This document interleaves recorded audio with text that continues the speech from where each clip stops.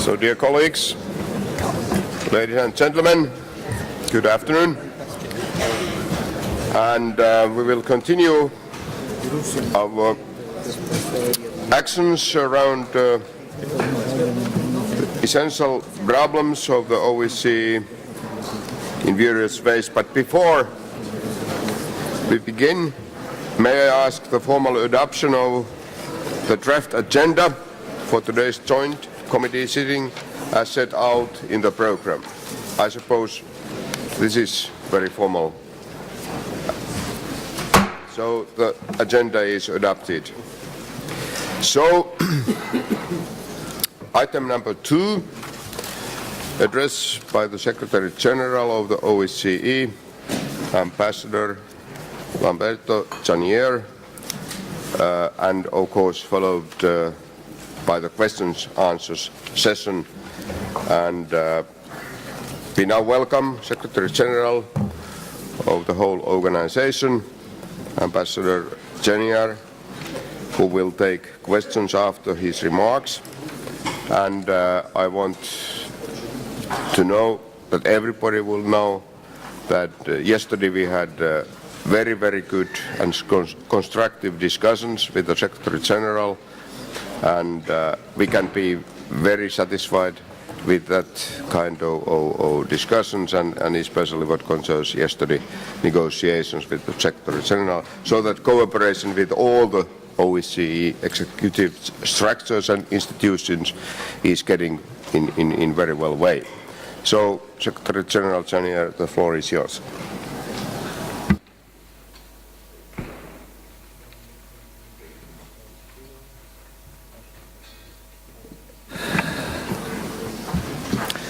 So, Mr. President, Secretary General, honourable parliamentarians, let me start by echoing the words of the President. I have to say I'm finding a very good, how can I say, common vision and common understanding on how to move together in our discussions with the Secretary General and the President. And it seems to me that, especially in this phase, it's a phase that is challenging for the organization and for the member states of the organizations, of course. I think it's important that we work on increasing the synergies and on exploring areas where the intergovernmental and the parliamentary side of the organization can come closer together and reinforce each other and support each other mutually. So I think more transparency and stronger coordination is something we should really try, each of us, from its own perspective and taking into account its own role, but certainly we should contribute to and move steadily in that direction.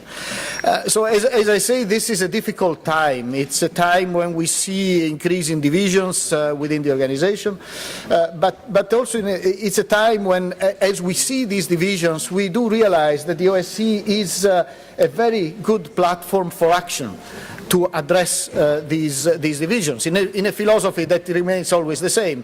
The OSCE is not there to eliminate the differences, it's there to take into account the differences and to build bridges, to avoid that these differences result into conflict, result into instability, but while respecting everybody's perspective and everybody's position, trying to help to clarify the situations and to rebuild that amount of trust and of confidence that should be at the center of the relations between our countries. So I think the OSCE has proven to be a good and effective platform for dialogue and engagement, but also a good mechanism for action, for follow-up action, for engagement, for concrete cooperation. As I was talking of polarized environment, of course, the first area one would think of looking at the OSCE is the crisis in and around Ukraine. And it is in that context, I think, that the OSCE has really invested in the last months and years, unfortunately, a large amount of its resources. My own attention is very much devoted to events there. We have progressively built and expanded our special monitoring mission. Now it has reached a level of almost 800 monitors. The target is to reach that level by the end of this month, by the end of next month, sorry. And And then we already had a budget approved for the continuation of 1 year at that level. At the same time, we're expanding the functions. We're increasing the effectiveness, or trying to increase the effectiveness of the operation, by adding a lot of technology, UAVs, now various kinds of UAVs, fixed cameras on very high poles in difficult areas like the small village of Shirokine or the airport in Donetsk. And more of that will come. We're looking at other technical solutions to support better the effectiveness of the operation, but also to avoid that our monitors expose themselves too much to potentially dangerous situations on the ground.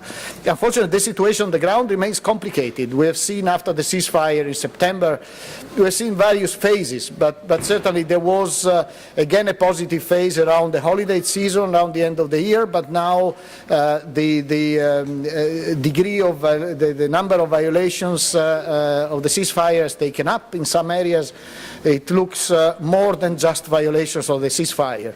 There are exchanges also with the use of heavy weapons. We're seeing some heavy weapons moved away from the zones where they had been deposited and moved closer to the contact line. So there is a risk that the intensity of the conflict might pick up, and the ceasefire may become less and less sustainable. So we are really engaging also in the political level and in the context of the trilateral contact group in Minsk, where we have specific working groups.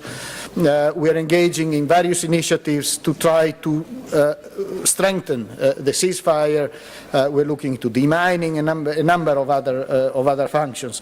And down the line, we are also thinking of how we can assist in the other steps that will need to take place, like the facilitation of the elections. All of this takes place in an environment that is complicated. It's complicated, as you see, from a security point of view, but it remains very complex also from a political point of view, and I will let you discuss the political side of this. I don't really want to enter myself too much into this. But as we see, as I was speaking recently to a council in another organization, I was reminded by one delegate that it's very good to have the focus on Ukraine, but there are other areas where we need to maintain our attention. And my answer is that we do that.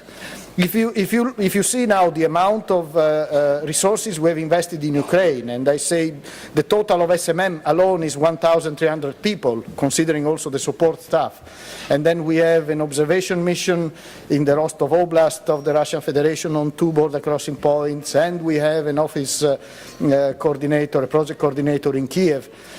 But then if you put that all together and you look at the amount of resources that we invest in Southeast Europe, we still do more in Southeast Europe than in Ukraine.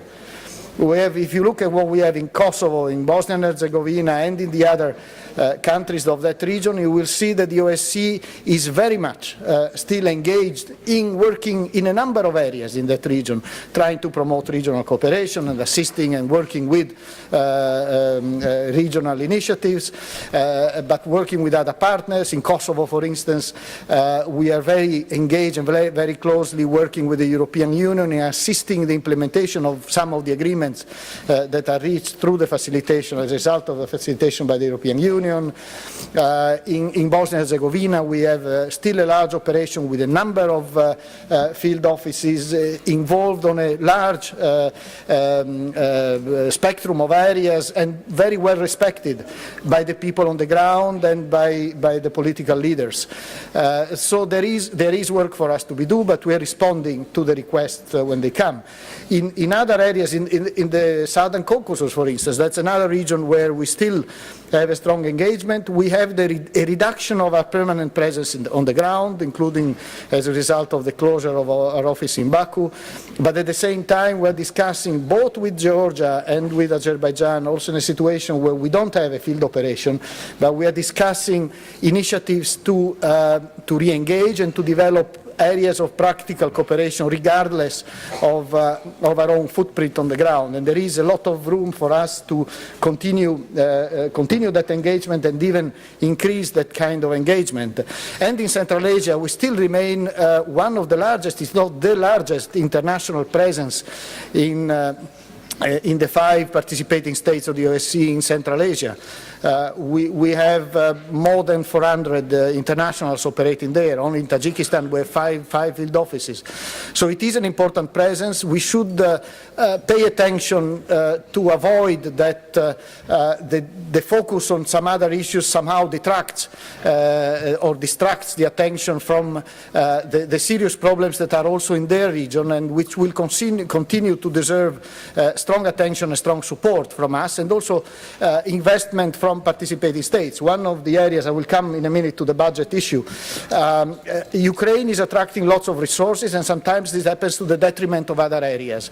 And I think it's important, while it's important to invest on the crisis in and around Ukraine and to put all the resources that we can there to address this, because it's very much and very central to the agenda of the OSCE, at the same time we should avoid that this has a negative impact on the attention on the work that we do in some other equally important areas. The work we do with Afghanistan as a partner is certainly appreciated, as I've seen a number of times. It's important, it's relevant for our Central Asian countries, members, and I intend to continue also engaging strongly with the Central Asian countries to assist them also developing regional strategies and in addressing some of the issues that we have on the agenda.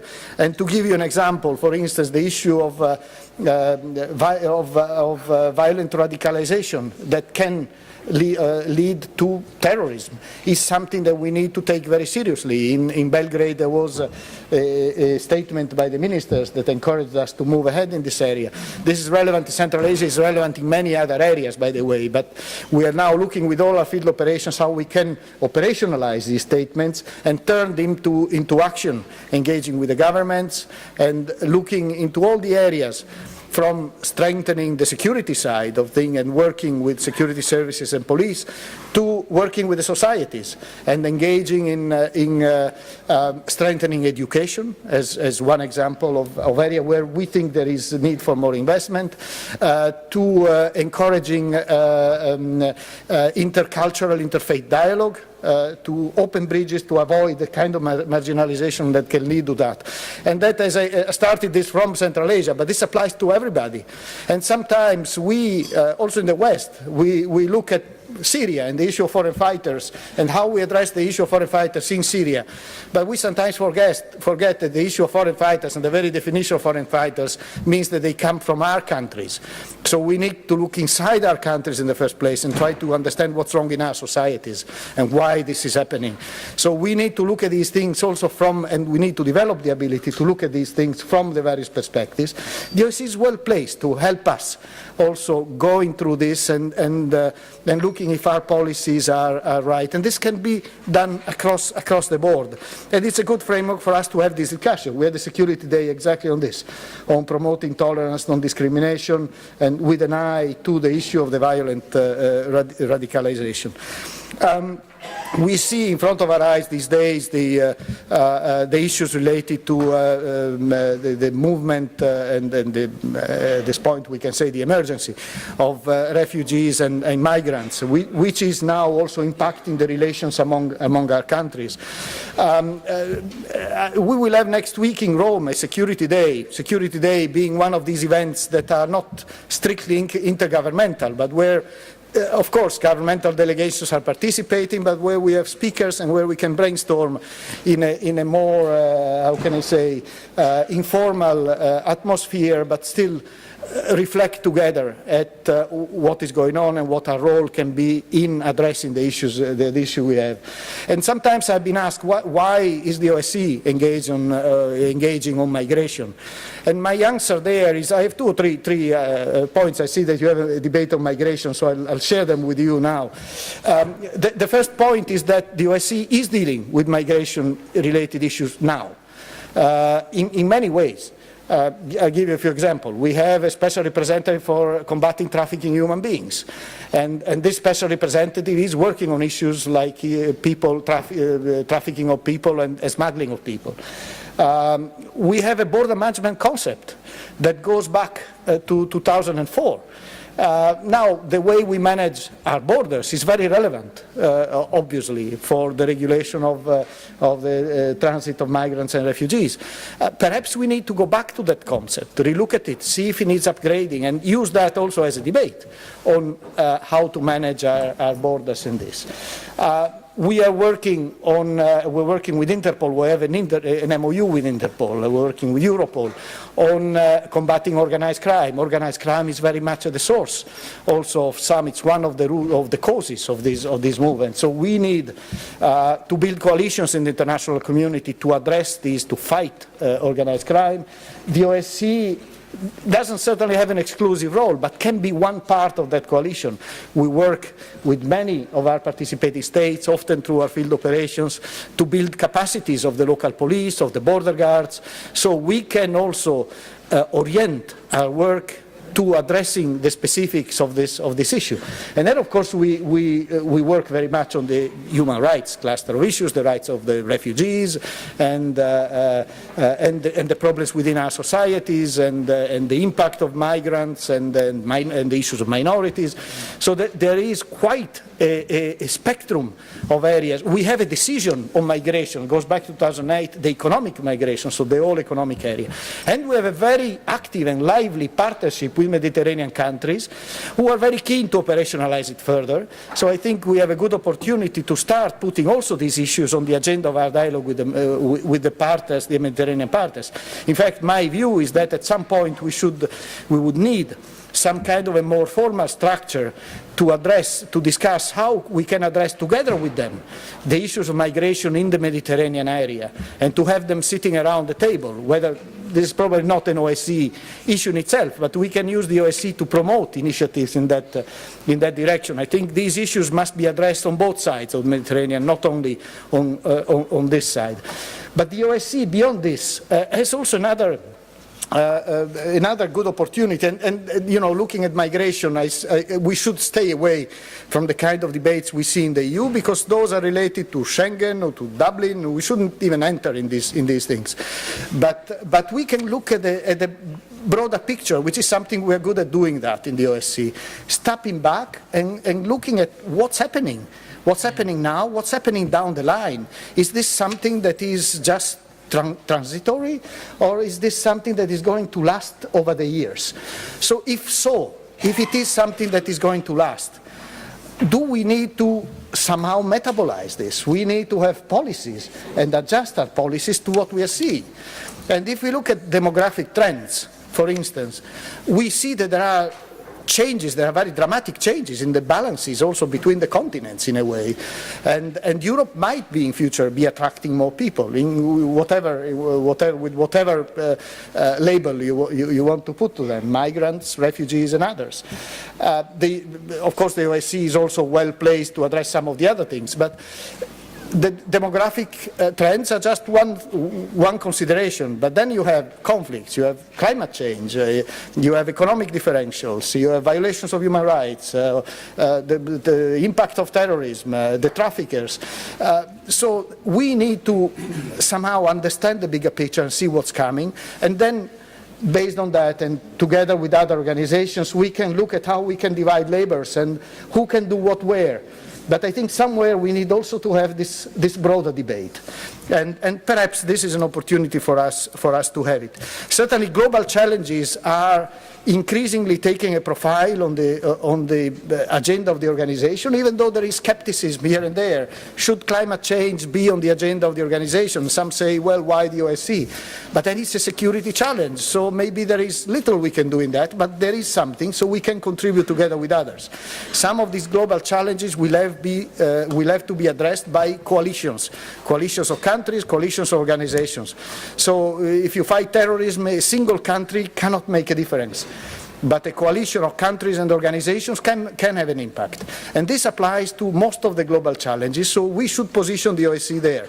So as the UN is working on developing a sustainable development agenda, and I attended the summit, they represented a position from the OSCE explaining where, and in fact it's across the board of the sustainable development agenda, the OSCE can contribute as a regional organization of the UN. And I think we should also take this broader look on how the OSCE can help. And in doing this, I think we have been very good at developing very strong relations with a number of partners, of partner countries, but also, more importantly, with partner organizations. And we are now, with many of them, discussing an upgrade of our relations. With the United Nations, for instance, we are discussing a liaison arrangement. We are thinking of a better structured presence or engagement with the EU. The EU is now discussing its own security strategy, and the relations with the OSCE will be an important part of that.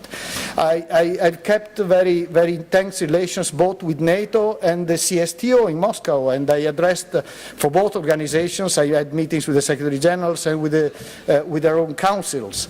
And I think in this, of course, the political polarization that we see is making this kind of engagement more difficult.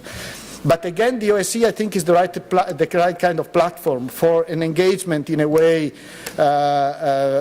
let's call it in a bipartisan way with all sides, acknowledging the differences, but try also to bring them together and to promote some kind of re-engagement. So I think this is, the broad picture in a very general way. As I say, I'm really looking forward to strengthening our work with the Assembly. I think now more than ever, your support will be needed and useful. One final aspect that perhaps I could raise. I know that you're all interested in the budget of the organization. My first point on the budget organization is that it is really small. I was making the point when I first arrived, having headed the UN mission to Kosovo, that the budget that I had in Kosovo for one single UN peacekeeping operation was bigger than the budget I found here for the whole of the OSCE, including the institutions and all the field operations.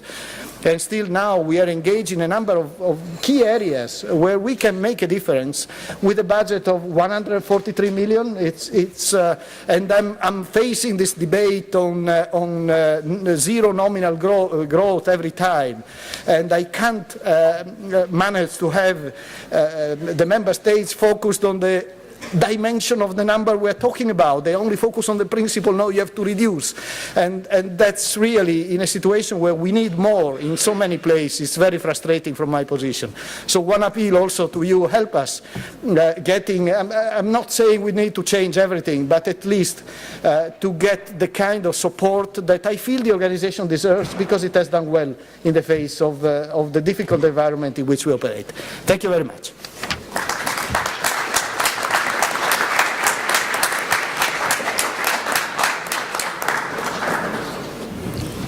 Mr. Secretary General, thank you very much about your comprehensive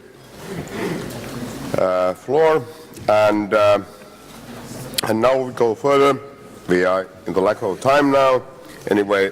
And if I understood right, Mr. Kovalyev wishes to take a floor to make a point of clarification concerning yesterday. So, Mr. Kovalyev, you have 1 minute. Спасибо, господин председатель. Уважаемые коллеги, я, во-первых, хочу поблагодарить генерального секретаря за подробнейший доклад, сказать спасибо за те встречи, которые прошли у нас в Москве, и вчерашнюю встречу с российской делегацией во главе с нашим спикером, где также наметились пути выхода из ситуации, в которой мы оказались. Очень подробный, спокойный анализ, который характерен для господина Заньера, был проведен в том числе и вчера. И очень многие коллеги подходили ко мне с вопросом по поводу якобы демарша российской делегации по поводу во время вчерашнего заседания. Я с удивлением прочитал некоторые комментарии в интернете, где наши коллеги также трактуют это как некий демарш, нежелание принимать участие и так далее. Я хочу, обращаясь к генеральному секретарю, еще раз сказать спасибо за ту встречу, которая прошла, и напомнить, что согласно графику работы была встреча намечена на 13:00. В 13:15 часть нашей делегации покинула зал, ориентируясь на находящегося в президиуме генерального секретаря, и пошла навстречу. Почему это было воспринято несколько, я бы сказал, необъективно? Поэтому я официально хочу сказать, мы настроены на конструктивную, позитивную работу с парламентской ассамблеей. В этом состоит принципиальная позиция России. И, пользуясь случаем, я бы хотел, обращаясь к генеральному секретарю, сказать: скажите, господин Ламберто Заньер, как вы относитесь к идее создания специализированной международной организации с наделением ее полномочиями по задержанию и изобличению участников любой террористической деятельности, независимо от их политической ориентации?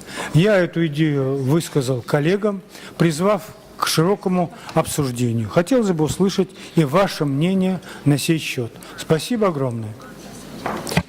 Yes, thank you. And Secretary General, he wants to point out his opinion. Please. Thank you. I'm sorry to disappoint all of you who saw a plot yesterday here. In fact, I made an appointment with the chairman of Duman and Riskin for 1 o'clock yesterday, and we agreed, there were a couple of statements, we agreed we'd meet immediately after a couple of statements. So it was pre-planned, and it was not, can I say, a kind of an impromptu reaction to anything. I was outside waiting for Chairman Naruskin. In fact, I didn't see the thing because I was waiting for him outside. Coming to the terrorism issue, I think this is a very serious problem that we all need to address. I really don't have views as to whether we need yet another mechanism. We have, and we are acting on this. Of course, I have an anti-terrorism unit in the Secretariat. Maybe we can also strengthen what we do. And I understand you had a presentation from Mr. Lysenkov yesterday, so you have a good idea of the kind of initiatives we take, including on combating VERTOL, the violent extremism that leads to terrorism. I have an MOU with the UNODC, the UN Office on Drugs and Crime here in Vienna. Actually, it's more than an MOU, it's a joint action plan.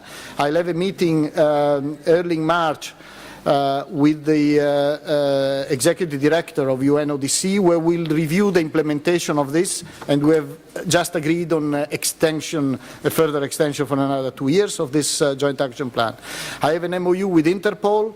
I made contact recently with Europol over the issue of the missing children in the context of the migration flows. So I feel that we do have a set of instruments. What we need to do, and this is some of the things I'm discussing with them, is that we need to reorient some of our action to address the problems that we see now, because we are sometimes too much continuing the activities as if nothing had really changed, whereas that is wrong. So we need to refocus, we need to step up the engagement and to work better together. It's your call and the call of the member states of the OSCE and of the UN to see whether we need something more. We work well also with the UN on terrorism, the anti-terrorism committee of the United Nations is in a way a guiding tool for our action, and we work with them very well. Whether this needs to be better organized and maybe increased in terms of investment in the international community is something for which it is difficult for me to pass a judgment. But certainly we are focusing more on these, and we want to engage more on these issues. Thank you very much, and now we go further. And the first question is from Lord Bonus. Thank you very much, Mr. President. Can I welcome the Secretary-General's endorsement of the wishes of the Parliamentary Assembly to work more closely with the government side, and his recognition of the change which has taken place since the assumption of office by Mr. Montella at the beginning of this year. Two quick questions, if I may, however, Mr. President. We have a debate on migration, and members of the Parliamentary Assembly want to make a contribution in this area.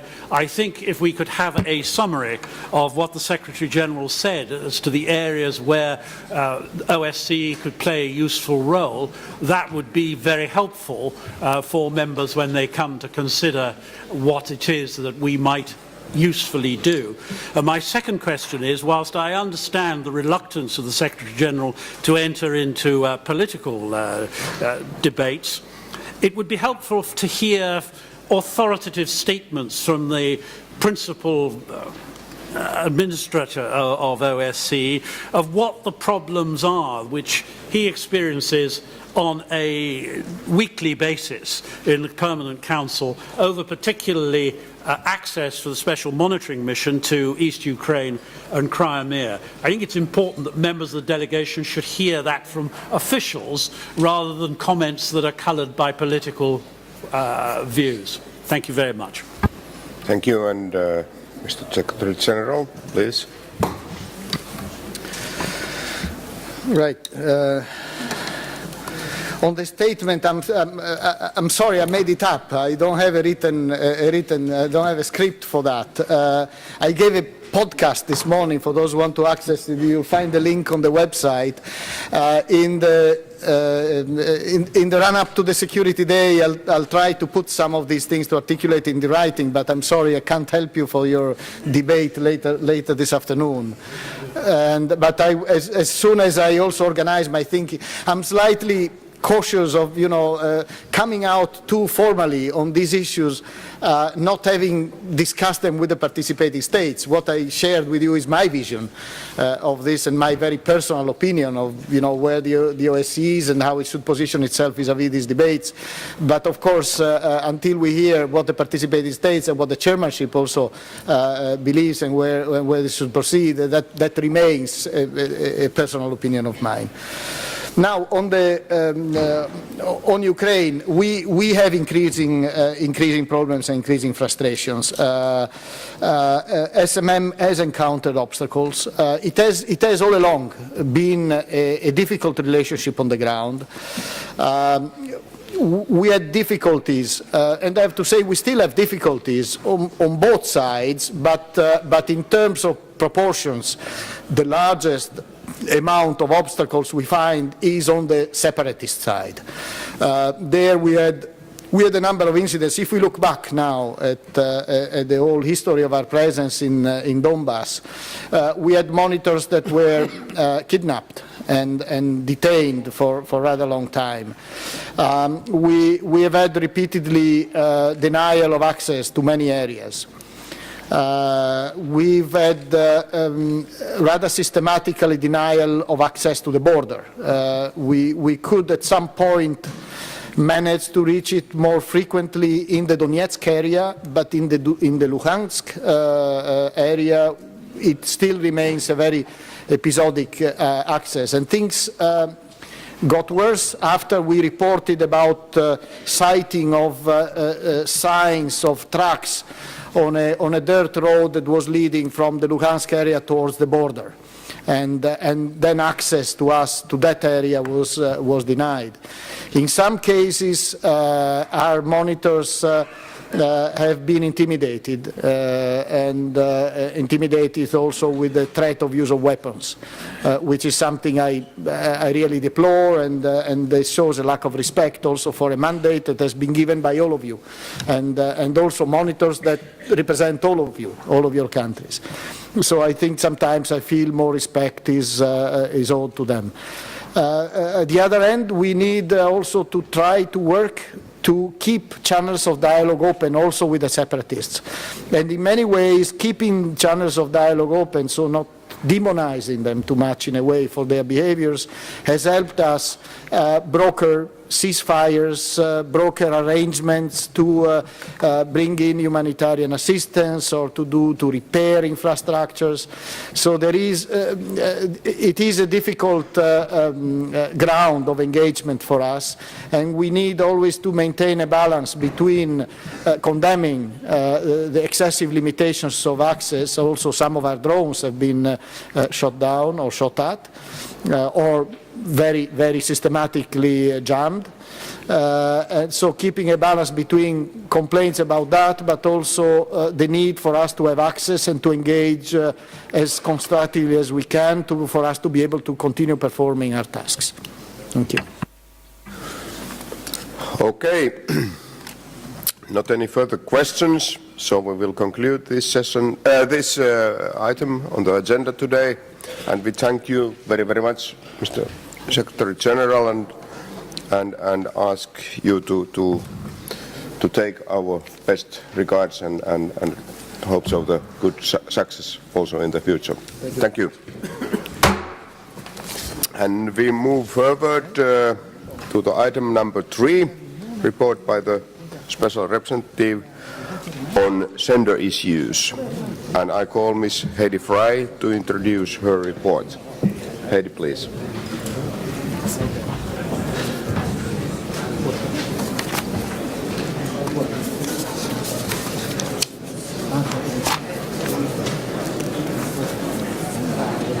Chers collègues, c'est un honneur pour moi de présenter à tous mon rapport de l'égalité entre les sexes. And you have my report. I'm not going to read it to you. You can read it yourselves. I want to really talk to you from a different perspective about gender issues. Today in this forum we have heard about some of the problems, and some of the things we've heard of is the German representative talking about cross-cutting issues. We've heard our Secretary General today talk about partnerships, and we have heard our Secretary General, Mr. Montella, talk about effectiveness of the OSCE and the OSCE PA.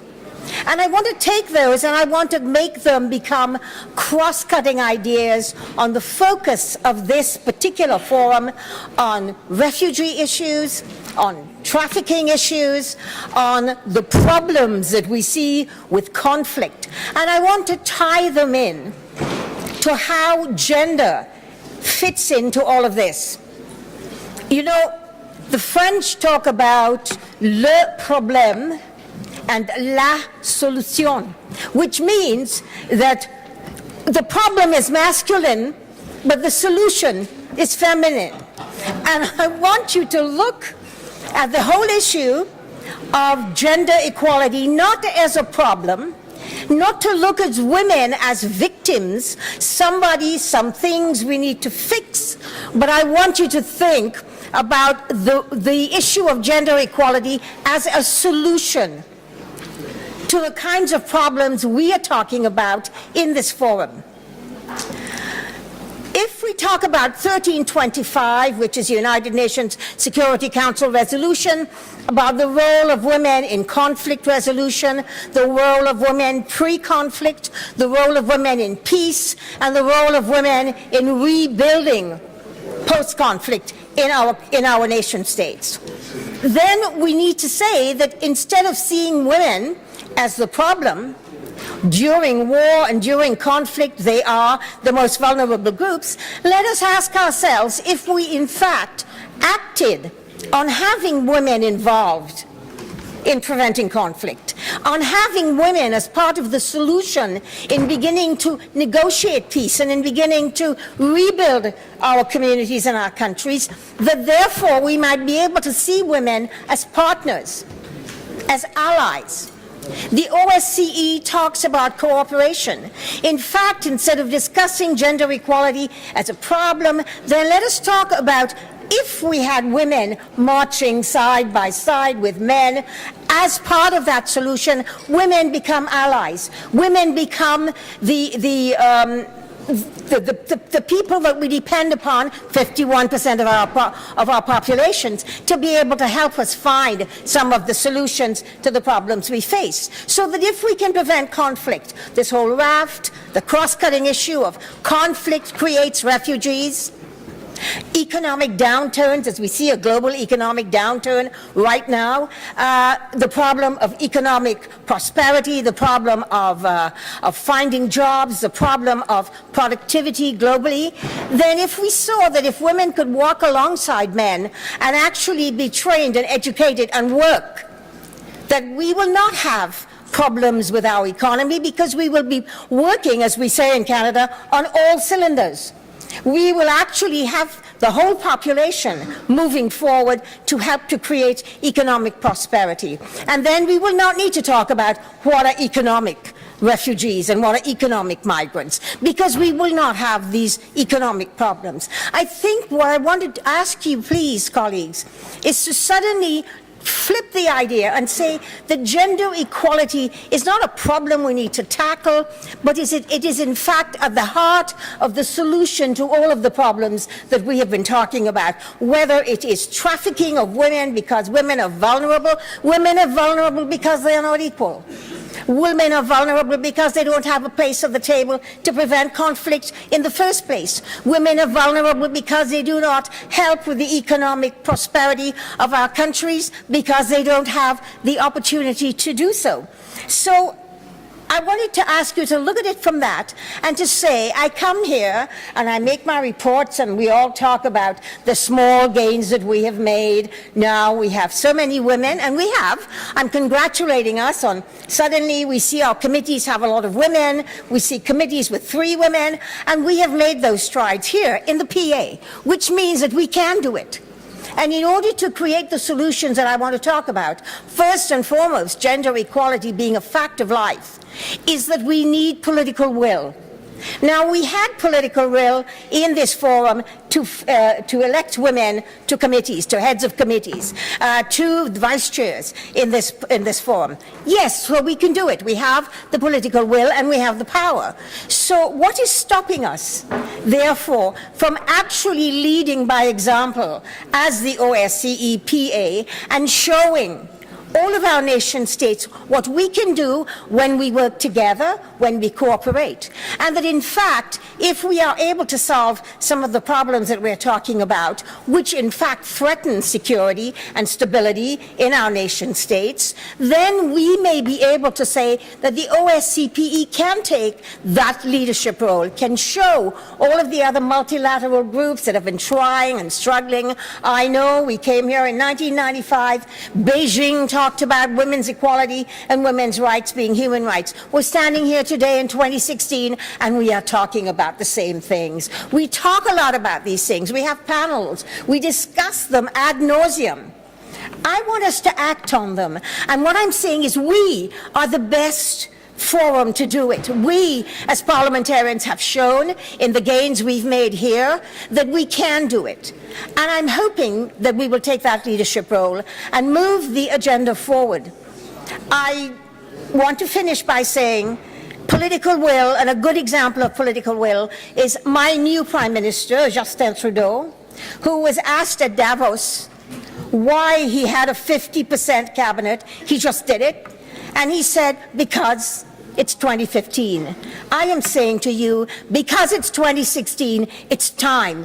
It's time to stop talking about it. Let us do it. We need to do it already. So that's all I wanted to say to you, colleagues, and thank you for listening.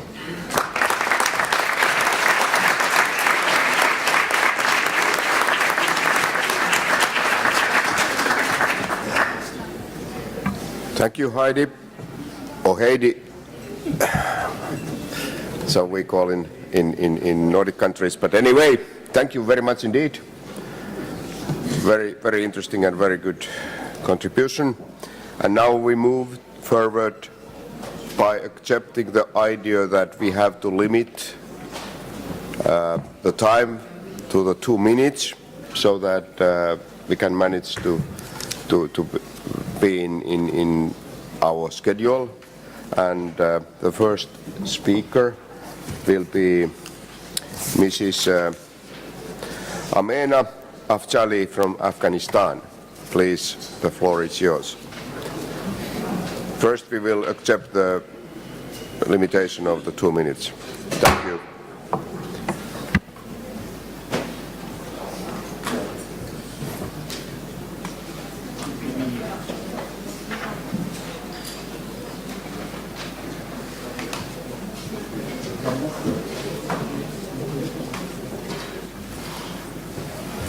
We had a meeting with Afghan delegation today, but obviously the delegation is not attending the meeting just now. Maybe later on, let's see. The next speaker is Mr. Terry Mercer from Canada, please. Thank you, Chairman. Fellow parliamentarians, I will keep my remarks short. I'd like to congratulate Dr. Fry, a fellow Canadian and longtime friend, on her enlightening and thorough report on a topic that is very timely. In the midst of a crisis, when even food and housing are in short supply, it is often too easy to neglect the impact of gender on those affected and focus on other aspects. Sadly, we see gender analysis too often forgotten. Dr. Fry's report illustrates very well the effect that this oversight can have on affected individuals. She reminds us that even within an already vulnerable group, such as irregular immigrants and refugees, there are some that are particularly vulnerable, including women and girls. I agree with her that more must be done to consider the gender aspects of the response and encourage all of those involved in addressing the current crisis to keep this in mind as they seek solutions. As just one example of what can be done, I can tell you that Canada has identified women at risk as a priority group for resettlement in our commitment to accept 25,000 Syrian refugees. I look forward to hearing of other such efforts from across the OSCE region and to the full report that we'll have in July. Thank you, Dr. Fry.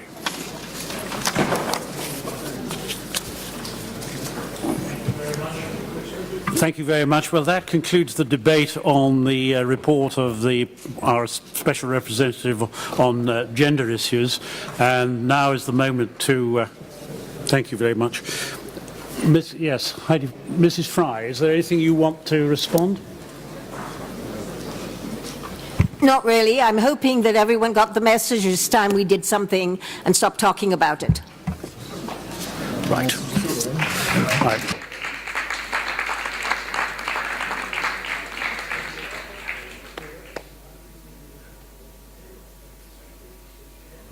Yeah. Right, now we move to item 4 and the special debate on the migrant and refugee crisis in the OSCE area, strengthening the collective response. This is clearly an important debate. We have a number of members who wish to speak, and after the opening address I'll deal with the question of time limits. But in the meanwhile, it's my pleasure to welcome the European Union Commissioner for... The President first. The President first, sorry. I'm sorry. President, you saying? Well, I apologise, gentlemen. I thought the President had vacated the chair, but Mr. President, would you like to start? Thank you again. Thank you very much. Exactly. So, distinguished guests, esteemed parliamentarians, we now turn to the final segment of our 2016 winter meeting, our special debate. As so much of our meeting this year has focused on the crisis of migrants and refugees in the OSCE area, it is fitting that we are now addressing this complex topic as full Parliamentary Assembly. This is because a comprehensive, effective and sustainable solution to the crisis will only come from collective brainstorming, collective will and collective action. That, of course, is what the OSCE and its Parliamentary Assembly can facilitate and generate. That's what we do best. And as I said in my remarks yesterday, the OSCE and the PA are also particularly well suited to address this crisis because of our approach considering all three dimensions of human security, and the strength of our input is a fact that it is multidimensional, just like the crisis itself, touching on hard security, economics, human rights and humanitarian questions. As I know we will discuss today, the OSCE itself can and must do more. We have the potential, and so let's figure out how to activate it. The stakes are extremely high for us today, as well as for Europe and for the OSCE. Indeed, the international community has been unable to find enough political will and clarity of purpose to fully deal with this crisis. And it is sobering, and this is a crisis that has tested some of core principles upon which the European Union was built. It has generated political and social tensions with real, practical consequences. Some of our constituencies are afraid of how this will affect their countries, their communities, and themselves in terms of security, social cohesion, economics, and more. Meanwhile, walls in our territories and in our minds are going up, and people are continuingly to die. As the tragedies continue in Syria, Iraq, and elsewhere, the issue before us is not going to simply go away on its own. Let's make the most of this important opportunity today, here today, in this one room. In this hall today we have parliamentarians from countries of arrival, transit and destination for migrants and refugees. We have parliamentarians from countries that have experienced migrants crises before and from countries which have not. Of course, we also have parliamentarians from countries affected by different migrant and refugee crises, such as the ones stemming from the conflict in and around Ukraine. In short, there is a wealth of perspective, knowledge and ideas in this room, and the time is now for us to harness it and to help solve this problem together. There's simply no other way. We have the distinguished privilege of having us today Mr. Christos Stylianides, the EU Commissioner for Humanitarian Aid and Crisis Management, and a former distinguished member of our own Assembly. On behalf of the OSCE PA, thank you for joining our winter meeting here, and we look forward to your remarks, to your ideas, which will be an ideal way to open our debate today in here. We will then hear from the leadership of our Committee on Democracy, Human Rights and Humanitarian Questions, who have produced a special report on time for this meeting. Each delegation has a copy. As we will hear,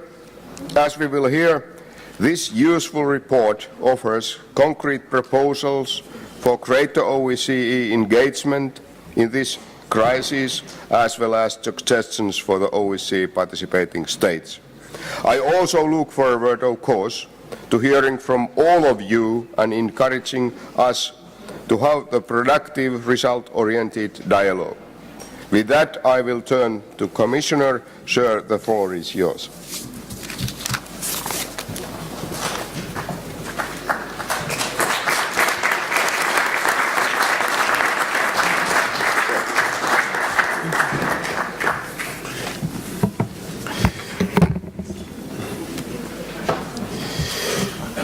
Dear President, dear Secretary General, Excellencies, dear colleagues, I'm particularly honored to be opening this special debate today. In fact, this feels like a homecoming for me. Seeing so many colleagues and friends here today brings back many fond memories of my 6 years as parliamentary member of the OSCE. And thank you so much for your invitation, and thank you so much for this opportunity. Thank you. I know very well the importance of this forum, as President and Secretary General already described, and the important role it can play in supporting dialogue, in sending a clear message of solidarity, and most importantly, in strengthening our collective response to the refugee crisis. Dear colleagues, the challenges that Europe and the broader region are facing these days are truly unprecedented. The refugees and the migration crisis has put the Union as a whole under great pressure. Our institutions, our member states, and especially our societies and our citizens. It's not an exaggeration to say that this crisis is testing our unity, our principle of diversity, our principles of tolerance and openness. It even tests our determination to safeguard the vision of the founding fathers for a united Europe. We have, my strong conviction, a historical duty to help the refugees coming to our shores, to provide to these desperate people shelter and basic needs, to help them feel welcome to our countries. These humanitarian commitments are the foundation of our moral framework. Through these commitments, we ensure our historical duty to preserve our unity, to safeguard the pillars of our union. Otherwise, the risk to return to the politics of fear and disintegration is real. The risk to become again a continent of fragmentation is real. Nobody denies the fact that the crisis is putting a huge pressure on our societies. Anywhere you are, our people can feel the ripple effects of the crisis. And of course, there is no question that these humanitarian commitments go hand in hand with our obligation to secure our external borders. Collectively, if needed, but raising internal barriers will not solve the problems. Raising walls will not alleviate the pressure our citizens feel. On the contrary. Dear friends, this is a crisis of global proportions. It's not only a European problem. It is a global problem. Some of you come from countries of arrival, transit, and destination for the refugees. You know very well the complexities of this crisis, and you understand why this global crisis requires a global response. Now is the time to be bold, to be determined, And this highly challenging situation should not make us forget our core common values of solidarity and humanity. This is where the OSCE Parliamentary Assembly has a key role to play, to promote solidarity and tolerance. Together, we must continue to uphold the highest standards of protection for refugees. After all, this is also what we are asking our international partners to do. Dear colleagues, let me now speak specifically about the humanitarian dimension of the refugees crisis. This is of critical importance in addressing the influx of refugees in Europe, in parallel with other action to address, of course, the root causes. You know the facts. The conflict in Syria has resulted in the largest humanitarian tragedy since World War II. This crisis has displaced more than 11 million and left home than 18 million people in need of assistance. Half of these people coming to Europe are directly from inside Syria. The European Union has been the leading donor in response to the Syria crisis from day one, with more than 5 billion euros in humanitarian development and stabilization assistance.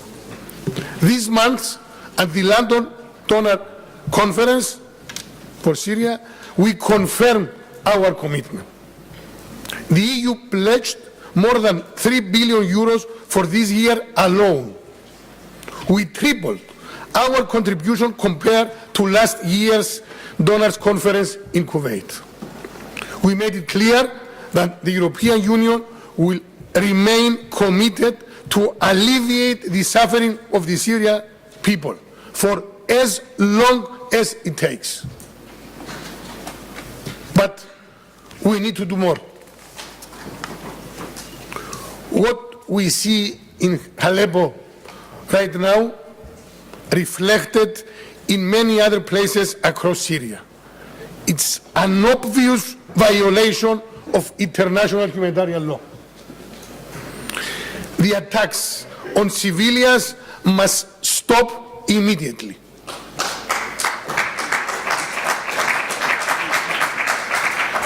People fleeing must be granted safe and free passage. Aid organizations must be granted full and unrestricted access to all people in need, wherever they are, regardless of their ethnic or religious origin. The European Union will continue to remind all parties to the conflict of their obligation to respect international humanitarian law. At the same time, we are not forgetting our support to Syrian neighboring countries who are hosting refugees: Jordan, Lebanon, and Turkey. The burden on these host countries is simply not sustainable. I visited Lebanon and Jordan last November, many times last year. I saw the humanitarian needs with my own eyes at the Zadari camp in Jordan. While I was in the Bekaa Valley, I visited education activities and witnessed the difficult living conditions, the need for a multi-sector response, definitely. Turkey, on the other hand, is key in managing the refugee crisis. Our engagement and cooperation with Turkey is instrumental in our common efforts to address the crisis. The full and speedy implementation of the EU-Turkey Action Plan is a top priority for us. Turkey is hosting more than 20.6 million Syrian refugees, the biggest refugee population in the world. I visited Turkey a few weeks ago together with the Vice President Federica Mogherini and my dear colleague Commissioner Hahn, and I met with Syrian refugees and humanitarian partners. I was especially touched by a visit I made to the home of a refugee family and converted Karash. In very poor part of Gaziantep, where, as you know, a Syrian family, many Syrian families, many other children lives there. The situation of this concrete family, as it is the case for many others, is desperate. At the same time, I also witnessed the positive impact of the European Union's assistance to this and many other families in the everyday life. Through a new innovative way, a card-based transfer system that allows refugees to access food and basic needs in the everyday life. And let us not forget the recently agreed facility for refugees in Turkey with 3 billion euros. Of course, funding support for this and the next years. We must continue as European Union whole, EU institutions and member states closely with Turkey and deliver both sides on the commitments we agreed.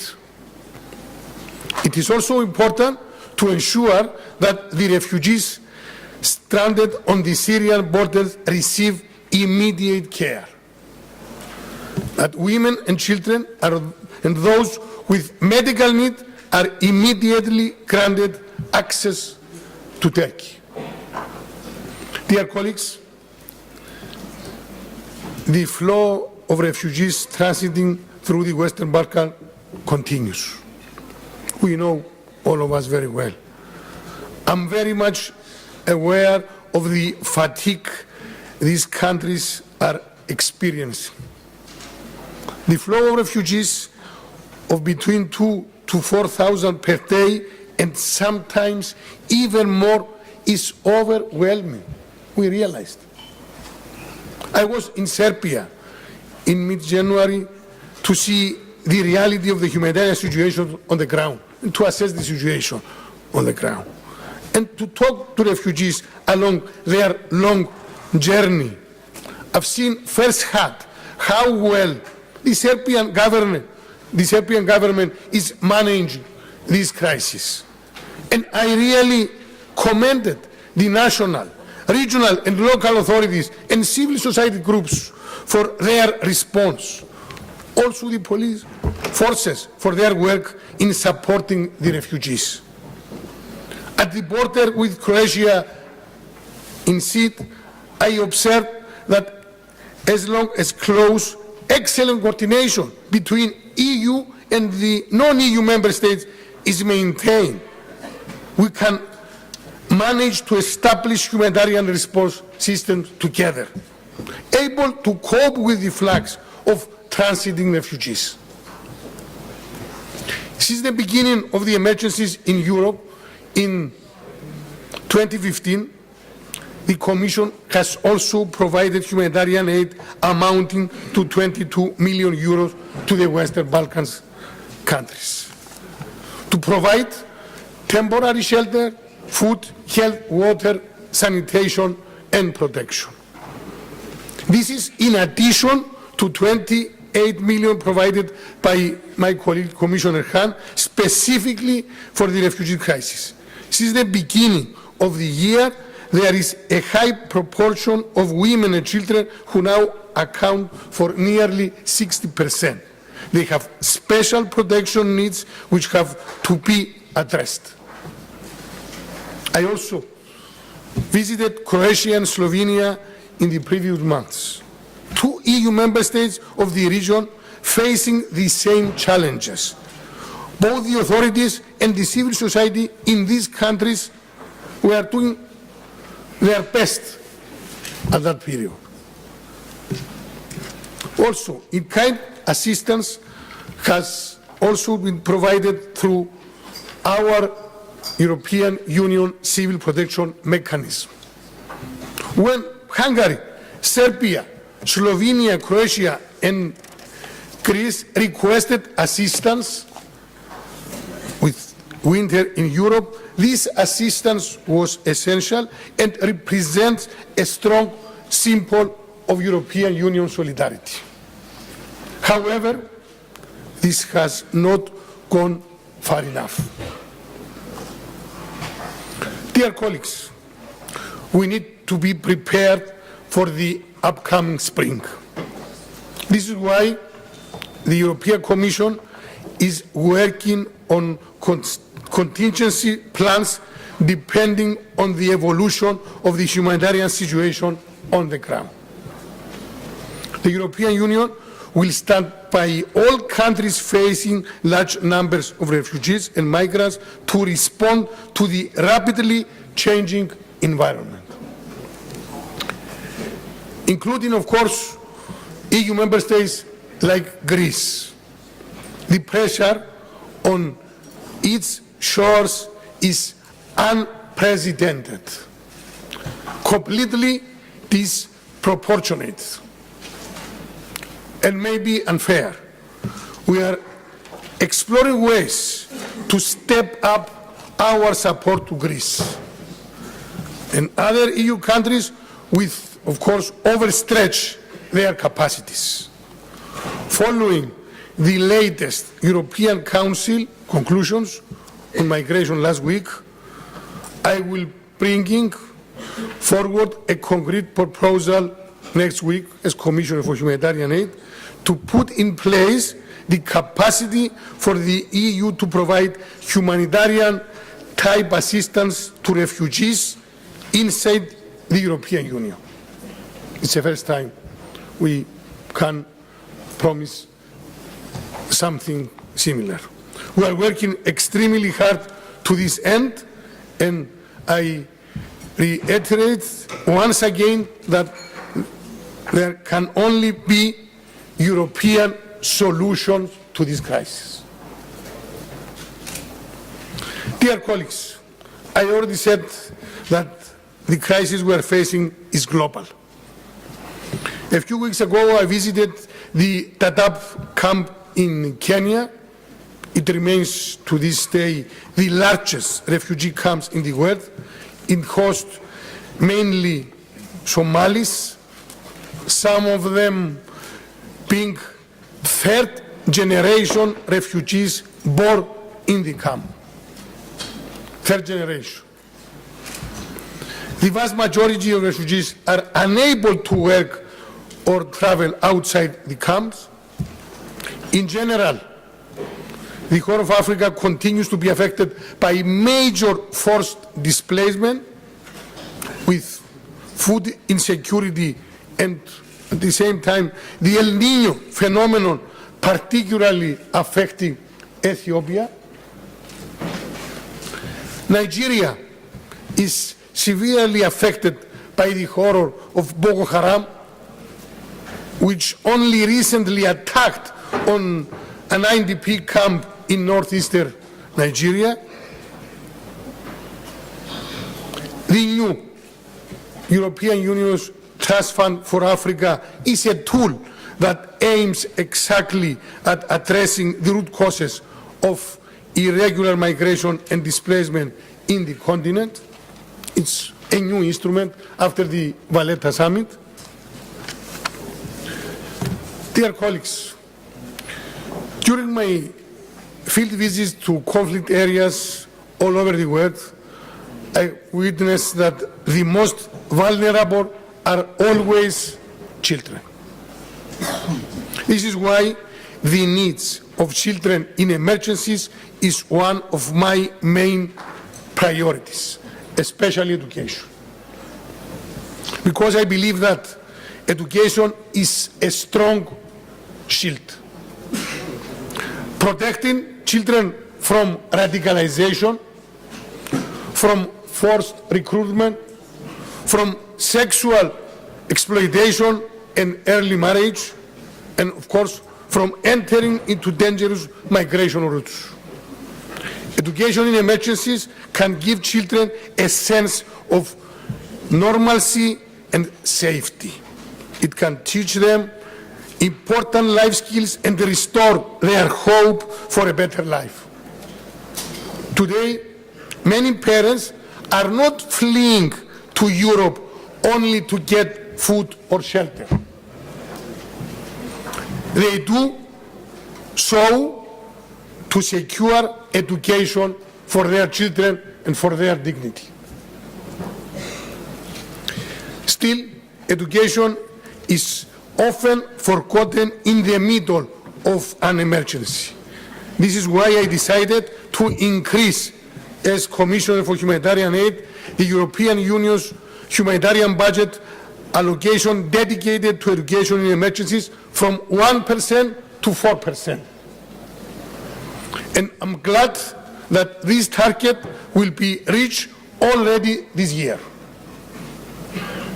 because we have responsibility to give every child prospects for the future. In order to do so, access to quality education is very crucial. We cannot afford a lost generation. Dear friends, humanitarian assistance alone, while important and necessary, will not put an end to the human suffering. It will not stop the flow of refugees to Europe. What is also needed is the engagement of the human potential of the displaced. What is needed is self-sufficiency and sustainable living conditions for them. This is why development actors need to be involved at an early stage of a crisis. Systematic cooperation with development actors is necessary, because without development opportunities, tensions between host population can lead to the destabilization of entire regions, most of which are already fragile, as in Lebanon. This could trigger massive secondary displacement, including to Europe. This is why we are currently working in the European Commission towards a new and innovative long-term oriented approach to support refugees, IDPs, returnees and host population in partner countries. I really believe that dialogue within the Parliamentary Assembly and debate such as this one can contribute to strengthening our cooperation. The responsibility is enormous for all of us. And I would like to stress, no single country or actor can respond to the scale and complexities of our challenges. We need to work together. This is the only one choice we have, and it is the choice we have already made. We have to respect it. Thank you again for your warm welcome back to the OSCE Parliamentary Assembly. Thank you again for this opportunity, and I wish you a fruitful debate. It's a controversial issue. It's not an easy issue for this debate, but always the dialogue is the foundation in order to find common ground. Thank you so much.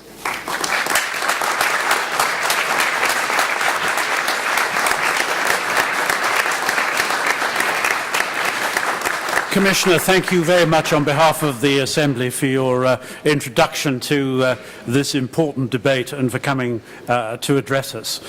Now, may I call on the Chair of the Third Committee, Ms. Isabel Santos, to take the floor to present the special report on the migration crisis that her committee, the Committee on Democracy, Human Rights and Humanitarian Questions, has prepared. Madam Santos. Thank you, Mr. Chair, dear colleagues, distinguished guests. The past year has seen the refugee crisis dominated headlines. There has been a worrying trend of scapegoat refugees, close borders, and react with fear. The unjustified linking of refugees with terrorism is of grave concern. The increased reluctance to protect those fleeing violence is of grave concern. And the suspicious these people are met with when they want to do is seek shelter from war should be of grave concern to us all. Never has there been a greater need for tolerance, compassion, and solidarity with people who have lost everything. For the past year, a number of colleagues and I have worked on this topic and have produced a report on migration crisis in the OSCE area with clear proposals for greater OSCE engagement. This has been distributed to you all. This report has been the product of hard work by myself and my colleagues, and I would like to extend my thanks to Ivana Dovesova, Gordana Chomic, and our Special Representative on Border Issues, Ignacio Sanchez-Amor, as well as our parliamentary colleagues in the countries we have visited and the staff that supported us in our work. The ideas, observations and recommendations and the result of trips to refugee centers in Turkey, Italy, Serbia and Czech Republic, meetings with senior officials of OSCE field missions, UNHCR, International Organization for Migration, the Red Cross and the EU, as well as NGOs and civil society. The insight of our friend Christos Stylianides was particularly important and appreciated. Thank you, my dear friend. Needless to say, we have also had extensive conversations with refugees themselves, and our work is informed by their experiences. The report identifies some real opportunities. Our recommendations, whether directed to this Assembly, to the OSCE, or to national parliaments and governments, all have one clear purpose: to help improve the current situation. I would like to share just a few findings from our report. Firstly, it is clear that the Parliamentary Assembly has an important role to play. And I fully agree with the creation of an ad hoc group decided yesterday in the Standing Committee, and I think that should be done in the Third Committee. As parliamentarians representing the values of the OSCE, we have a responsibility to lead by example in our home parliaments. We must promote anti-discrimination legislation and tolerance. It is also critical that when communicating on this topic, we reflect the tolerant approach. Secondly, our activity over the past year has pointed to some clear ways the OSCE can act to help with refugee crisis. The creation of a high-level coordination position within OSCE on migration will be a positive step to be supplemented with focal points throughout the organization.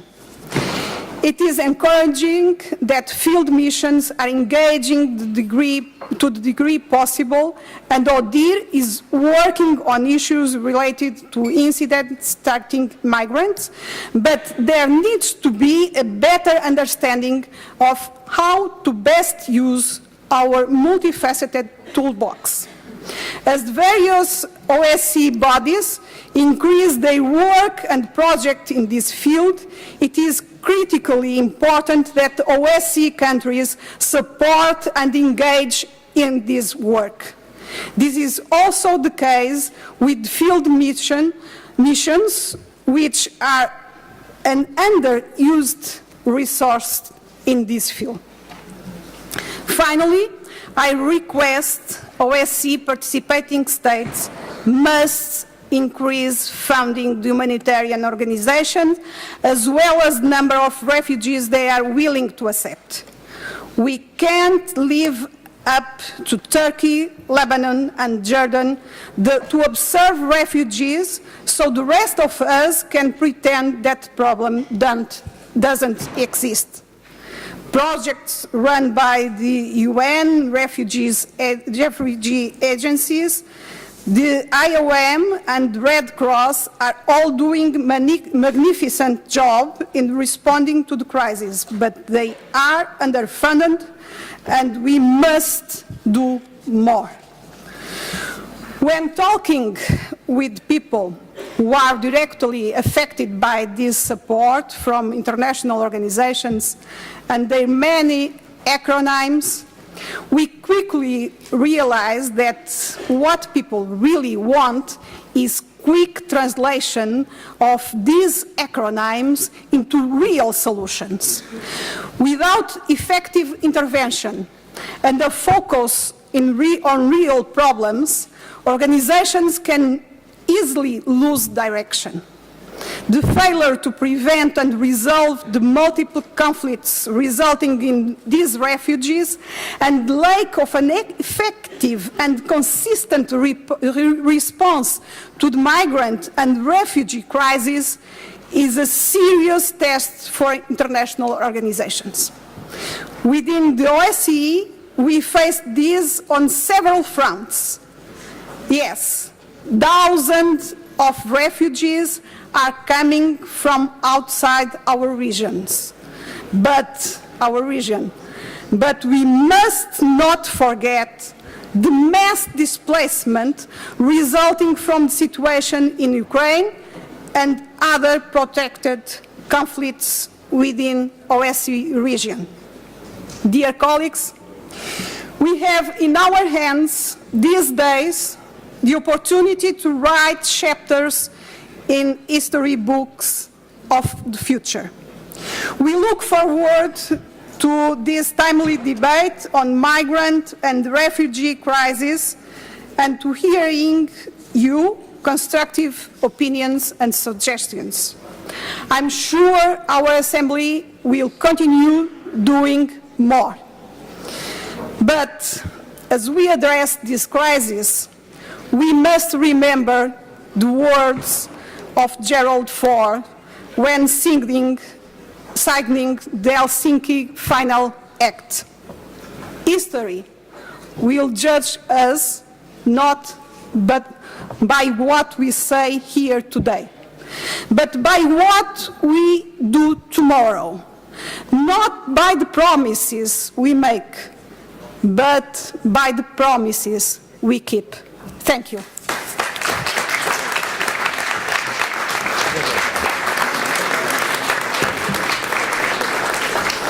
Thank you very much, Mrs. Santos, and thank you for your contribution this afternoon and indeed for all the work which you and your committee have done on this important issue. Now we move to the general debate, and I have to tell you that more than 40 members have registered to speak in this debate. I'm afraid that we will not have time to reach all members, since we have to finish by 5 o'clock this afternoon at the very latest, after which time there will be no interpretation. The speakers list has been arranged to accommodate as many delegates as possible. In accordance with the rules, paragraph 2, rule 27, a time limit of 2 minutes has been imposed so that as many people as possible can speak. And I just ask every member of every delegation who does speak to adhere to that time limit, because every second over the time limit is at the expense of other members of the Assembly. And so the first speaker that I will call is Mr. Sanchez Amor from Spain, to be followed by Mr. Voisin from France. Mr. Sanchez Amor, the floor is yours. Gracias, señor presidente. Gracias, comisario. Gracias, señora Santos. Creo que su papel es una excelente introducción para este debate, porque además de establecer propuestas políticas, establece un alto nivel moral que debemos conservar en instituciones como la nuestra. Miren, nos enfrentamos a un reto distinto de otros movimientos de refugiados. Esto no es como en algunas situaciones en África, en las que en 2 semanas se mueve medio millón de personas. Esto no es una ola de refugiados, esto es un río continuo de refugiados. Como representante especial de fronteras, visité hace poco la frontera de Serbia con Macedonia. A la 1 de la tarde, con 1 grado de temperatura, habían cruzado 1.500 personas. Y las autoridades serbias temen que en primavera ese ritmo pueda ser de 4 a 6.000 personas. Serbia tenía dispuestas 6.000 camas. Eso quiere decir 3 días o 2 días y esas camas estarían cubiertas en todo el país. Por lo tanto, examinemos cuáles son los riesgos que nos trae la primavera. Si la primavera nos trae 4 o 6.000 personas, el actual flujo será inmanejable para muchos países de tránsito. Y si las políticas restrictivas que se empiezan a hacer en el norte, países nórdicos, Dinamarca, Alemania, Hungría, Austria, comienzan a cerrar el flujo, ese río se irá embalsando en cada frontera y en cada frontera tendremos un problema inmanejable. Por tanto, asumamos que el reto está en el origen y que hay que organizar el flujo de refugiados desde Turquía y desde Grecia. Todo lo que sean medidas restrictivas de norte a sur tendrán un efecto dominó que será pernicioso. Queridos colegas, esta crisis pone en juego, pone a prueba nuestros valores. Seamos capaces de asumir esos valores porque la escala es enorme. Gracias. Thank you very much. I call now Mr. Voisin, and after him I will call Mr. Suffrage from the Ukraine. Monsieur Voisin. Oui, merci, Monsieur le Président. 1 million de personnes en 2015 ont traversé la Méditerranée, 220 000 l'année précédente. Et depuis le début de l'année 2016, c'est-à-dire au mois dernier, 55 000. Tous ceux qui l'ont traversé franchissent illégalement les frontières de l'Union européenne par la Grèce, la Hongrie, l'Italie, et c'est principalement des migrants qui viennent d'Afghanistan, de Syrie et d'Irak. Confrontés à un tel afflux massif, et en raison de la réaction inappropriée, j'ose le dire, et tardive de l'Union européenne, les États concernés ont réagi différemment. On a construit des barrières ou des murs, on a fermé des frontières, on expulse, on rapatrie bénévolement ou encore on confie des biens. Je pense, Monsieur le Président, que ce sont des mesures inadaptées.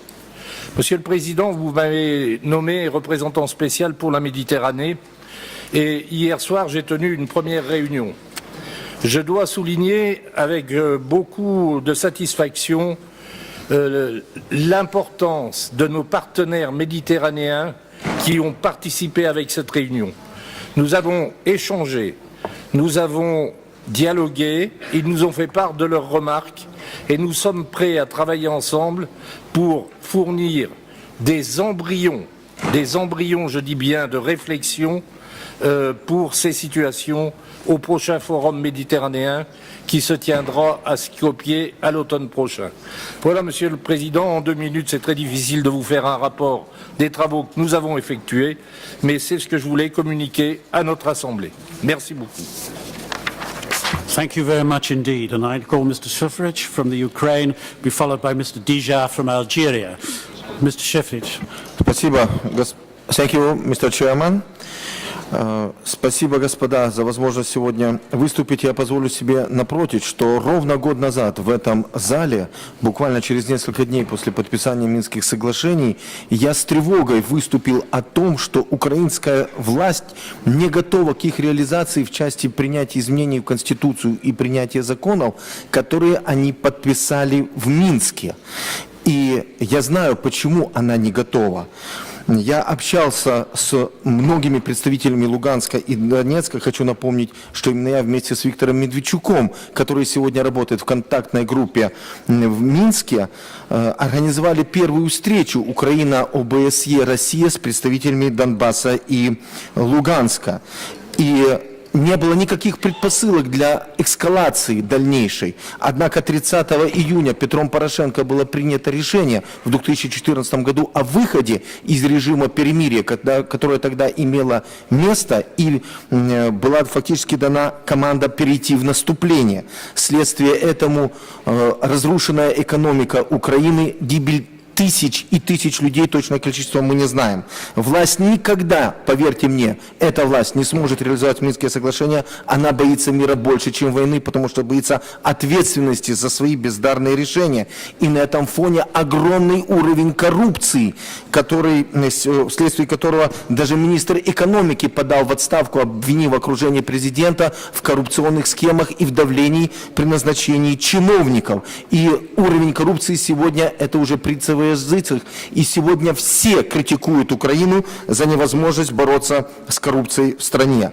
Сегодня война – это удобная отговорка для власти, для того, чтобы прикрыть свою бездарность и высокий уровень коррупции. А вы, к сожалению, за это платите серьезными траншами.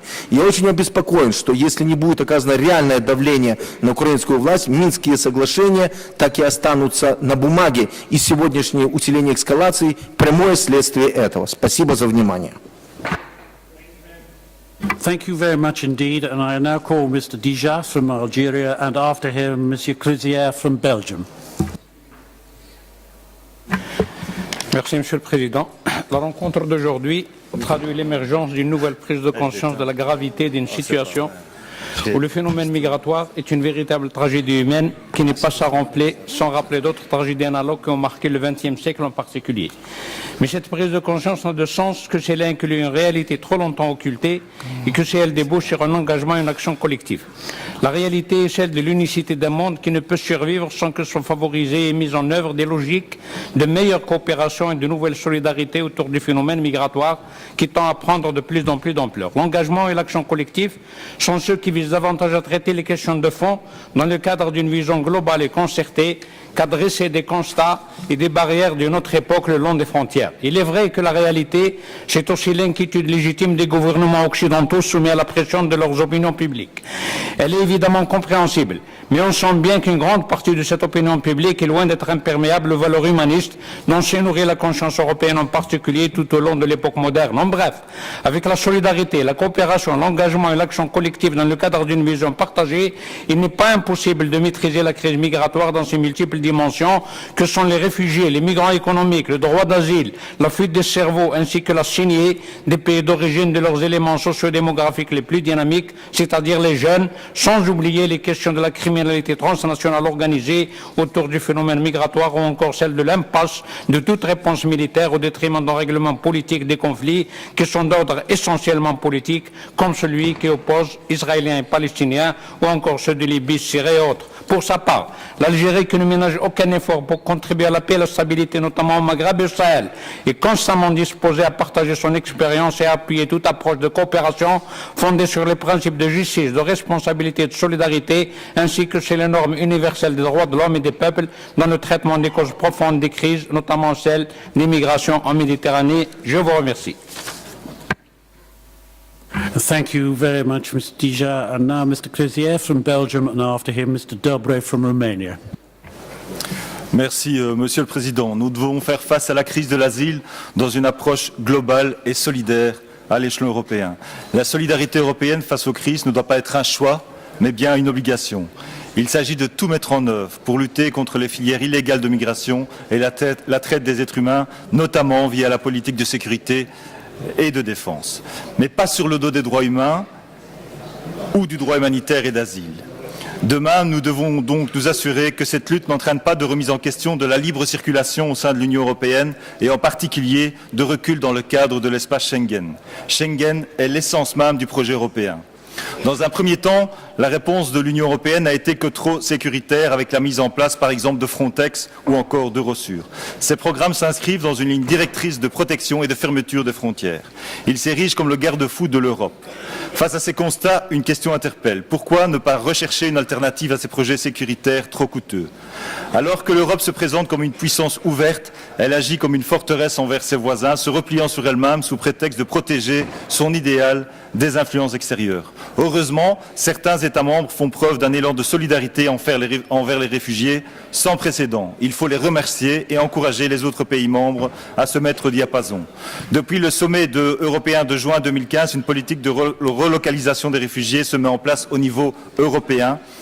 Trop lentement, hélas. Les quotas ne font pas l'unanimité au sein des États membres. Certains pays s'y sont même opposés. Le refus des quotas n'est pas la seule illustration du comportement hostile envers les réfugiés. Un des véritables défis européens pour les années à venir est de construire les fondations d'une politique commune dans chaque domaine adéquat afin de ne plus se trouver dans la situation actuelle où chaque État agit selon son bon vouloir et selon ses intérêts. Face aux questions migratoires, l'Europe actuelle souffre d'être la somme des politiques étrangères des différents États qui la composent, laissant peu de place pour un compromis et peu de marge d'action à des institutions prises en otage par les différents points de vue de l'Europe de ses États membres. L'Union européenne est la somme de 28 visions nationales. Au lieu de penser en termes de nous, les États pensent en termes de jeu, affectant grandement son fonctionnement. Je conclus, Monsieur le Président. L'Europe doit se concentrer sur des politiques basées sur la coopération et le consensus entre les différents États membres. Il est grand temps que l'Union européenne se réveille et revienne à ses valeurs fondamentales essentielles, empreintes de solidarité. Je vous remercie. Thank you very much, Mr. Crozier. I'm sorry to interrupt you. Now I call Mr. Dobre from Romania and followed by Mr. Fitis from Cyprus. Monsieur le Président, chers collègues, la migration est une réalité de la société contemporaine. La crise des migrants et des réfugiés a mis en exergue notamment l'approche basée sur la question de la sécurité.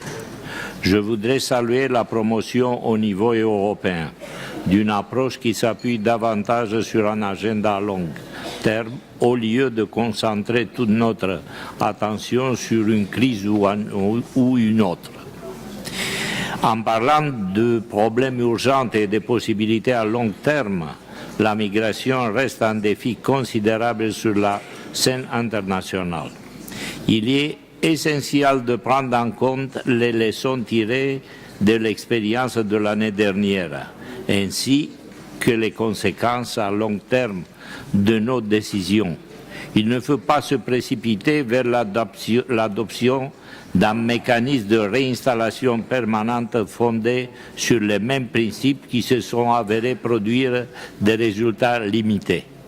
La Roumanie plaide pour une approche globale fondée sur la délocalisation, la protection des frontières extérieures ainsi que sur l'identification des solutions pour les causes profondes du phénomène. En tant que membre de l'Union européenne, la Roumanie comprend la pression majeure avec laquelle certains États membres sont confrontés, mais nous considérons que les mesures unilatérales doivent être temporaires et dans le cadre de l'acquis actuel de l'Union européenne. Par conséquent, nous soutenons l'adoption des solutions d'un accord commun au niveau international. Je vous remercie de votre attention. Thank you very much, and I will now call Mr. Fitis from Cyprus, who will be followed by Mrs. Muradova from Azerbaijan. Mr. Chairman, Mr. Commissioner, dear colleagues, we would like to express our appreciation for the presence here today of EU Commissioner Christos Stylianides and for his substantial input to our debate. The escalated refugee crisis essentially points out at a deepening political crisis. Greece must get full support in order to deliver on its commitments rather than facing ultimatums.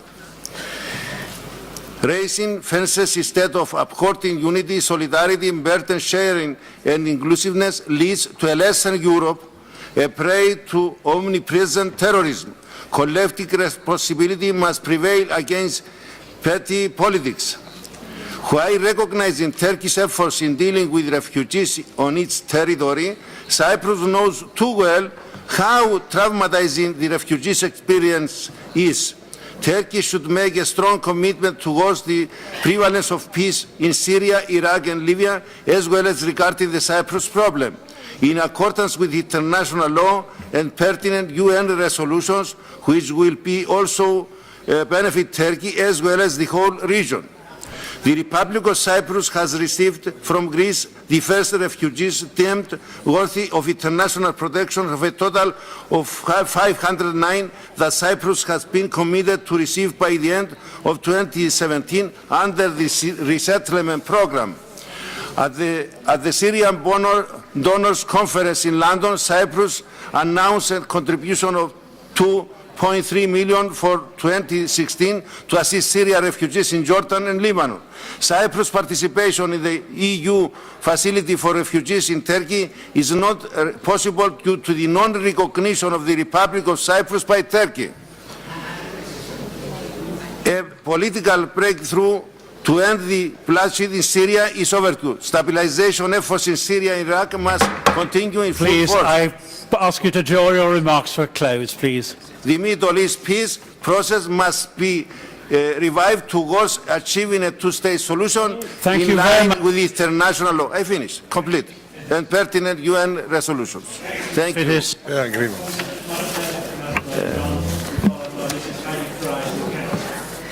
Ситуация в мире стремительно меняется. Что мы можем сделать для того, чтобы трезво оценить ситуацию, связанную с демографическими изменениями в регионе, и облегчить участь беженцев, мигрантов и вынужденных переселенцев?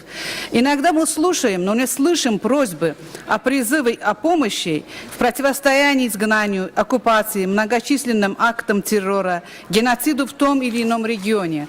Осознание проблемы приходит позже, когда понимаешь, что подобная беда уже и у тебя дома. Говоря об этих преступлениях, нельзя не вспомнить и о жертвах этих актов вандализма.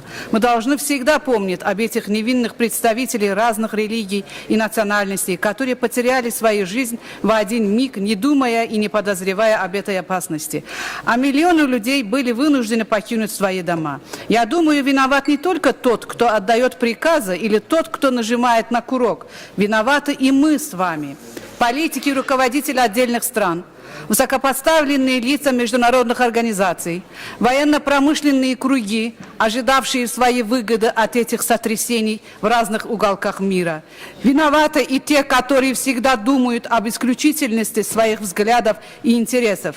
Так давайте же вспомним о жертвах террора в ряде общественных мест Парижа. Вспомним еще и тех, кто трагически погиб в результате недавних взрывов в Стамбуле и Анкаре.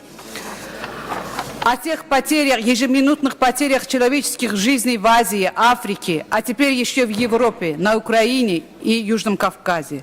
Мы должны без всяких разногласий почтить память всех невинных жертв терактов, преступлений против человечества здесь, сегодня, в день хаджалинского геноцида. Вот уже 24 года, 26 февраля является черным днем в календаре для нас. Моя страна и мой народ, отмечая этот день, отдает дань и другим жертвам всякого рода актов против человечества. Хотя бы боль должна объединять нас для того, чтобы противостоять дальнейшим угрозам и помочь этим обездоленным людям, которые, потеряв все, оставили при себе только лишь надежду на возвращение. Thank you. I'm going to call Mrs. Hedy Fry.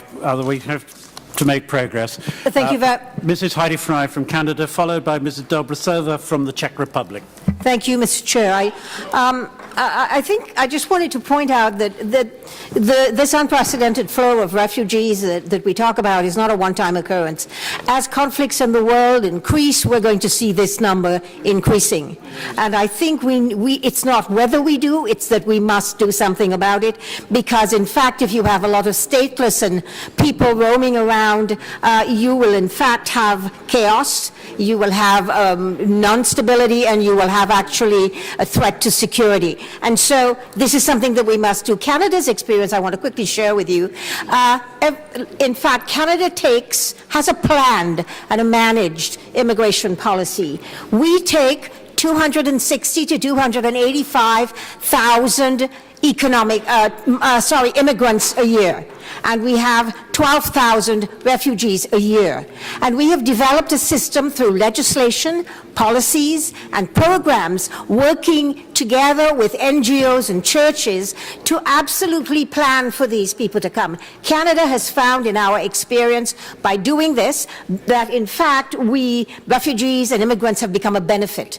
We have 65% of our immigrants who are labor market economic migrants, and 35% are family reunification, people coming to join the economic migrant. We find that that creates a sense of belonging, and actually when people belong, they have a stake in nation building. They want the country to do well, and when the country does well, they actually find that we build a nation and everyone pulls together to create a better country, and stability occurs and peace and order occurs. So I just want to say, if we're going to have a long-term problem, let's talk about how we manage it, let's learn from the experiences of other countries like ours, and let us remember, in Canada, we see ourselves as a country built of immigrants and refugees. That is who we are.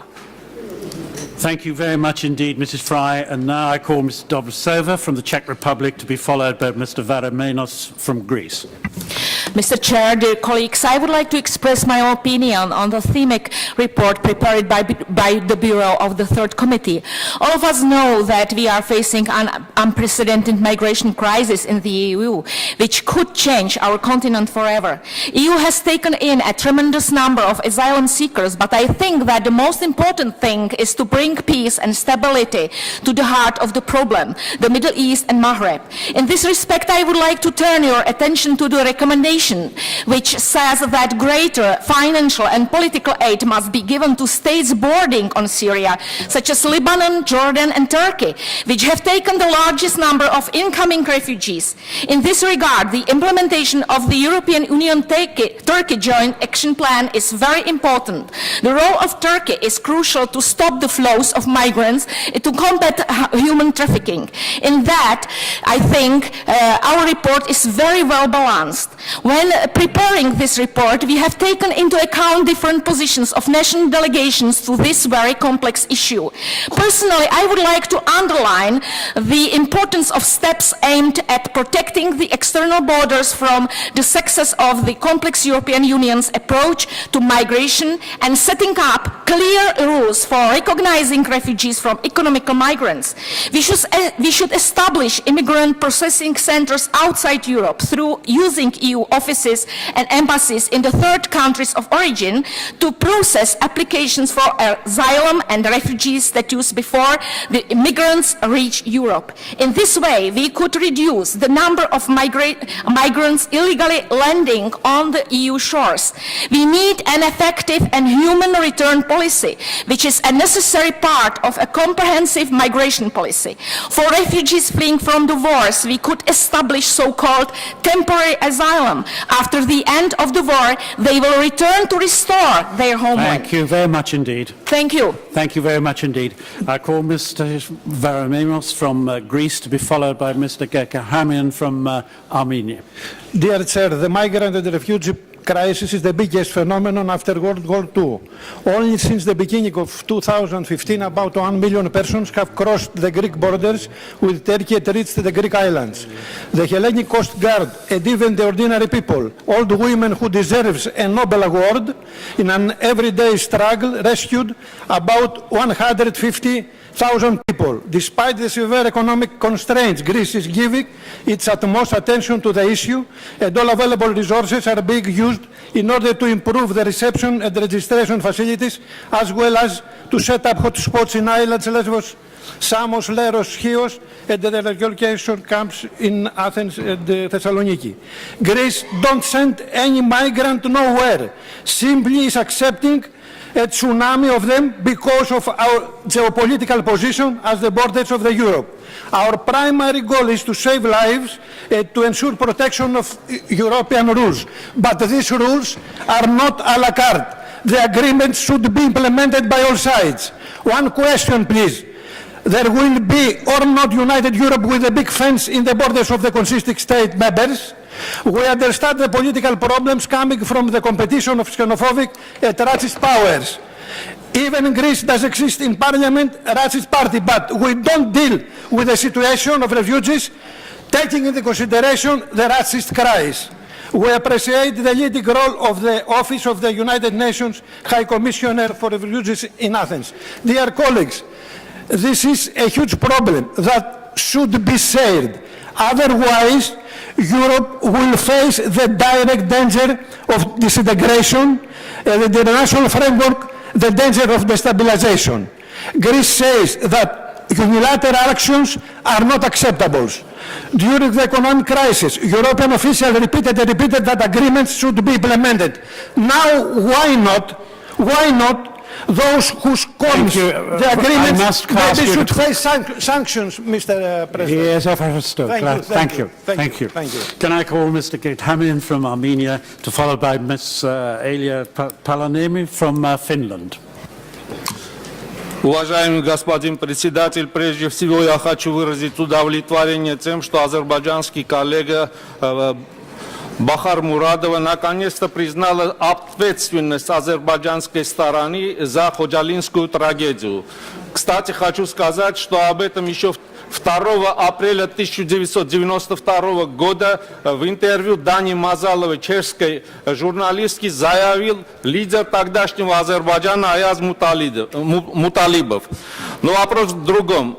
Армения на генетическом уровне сопереживает боль мигрантов и беженцев, потому что 100 лет назад сотни тысяч армянских беженцев, спасаясь от турецкого геноцида, османского геноцида, нашли приют во Франции, в России, в Соединенных Штатах Америки, в Греции, в Иране.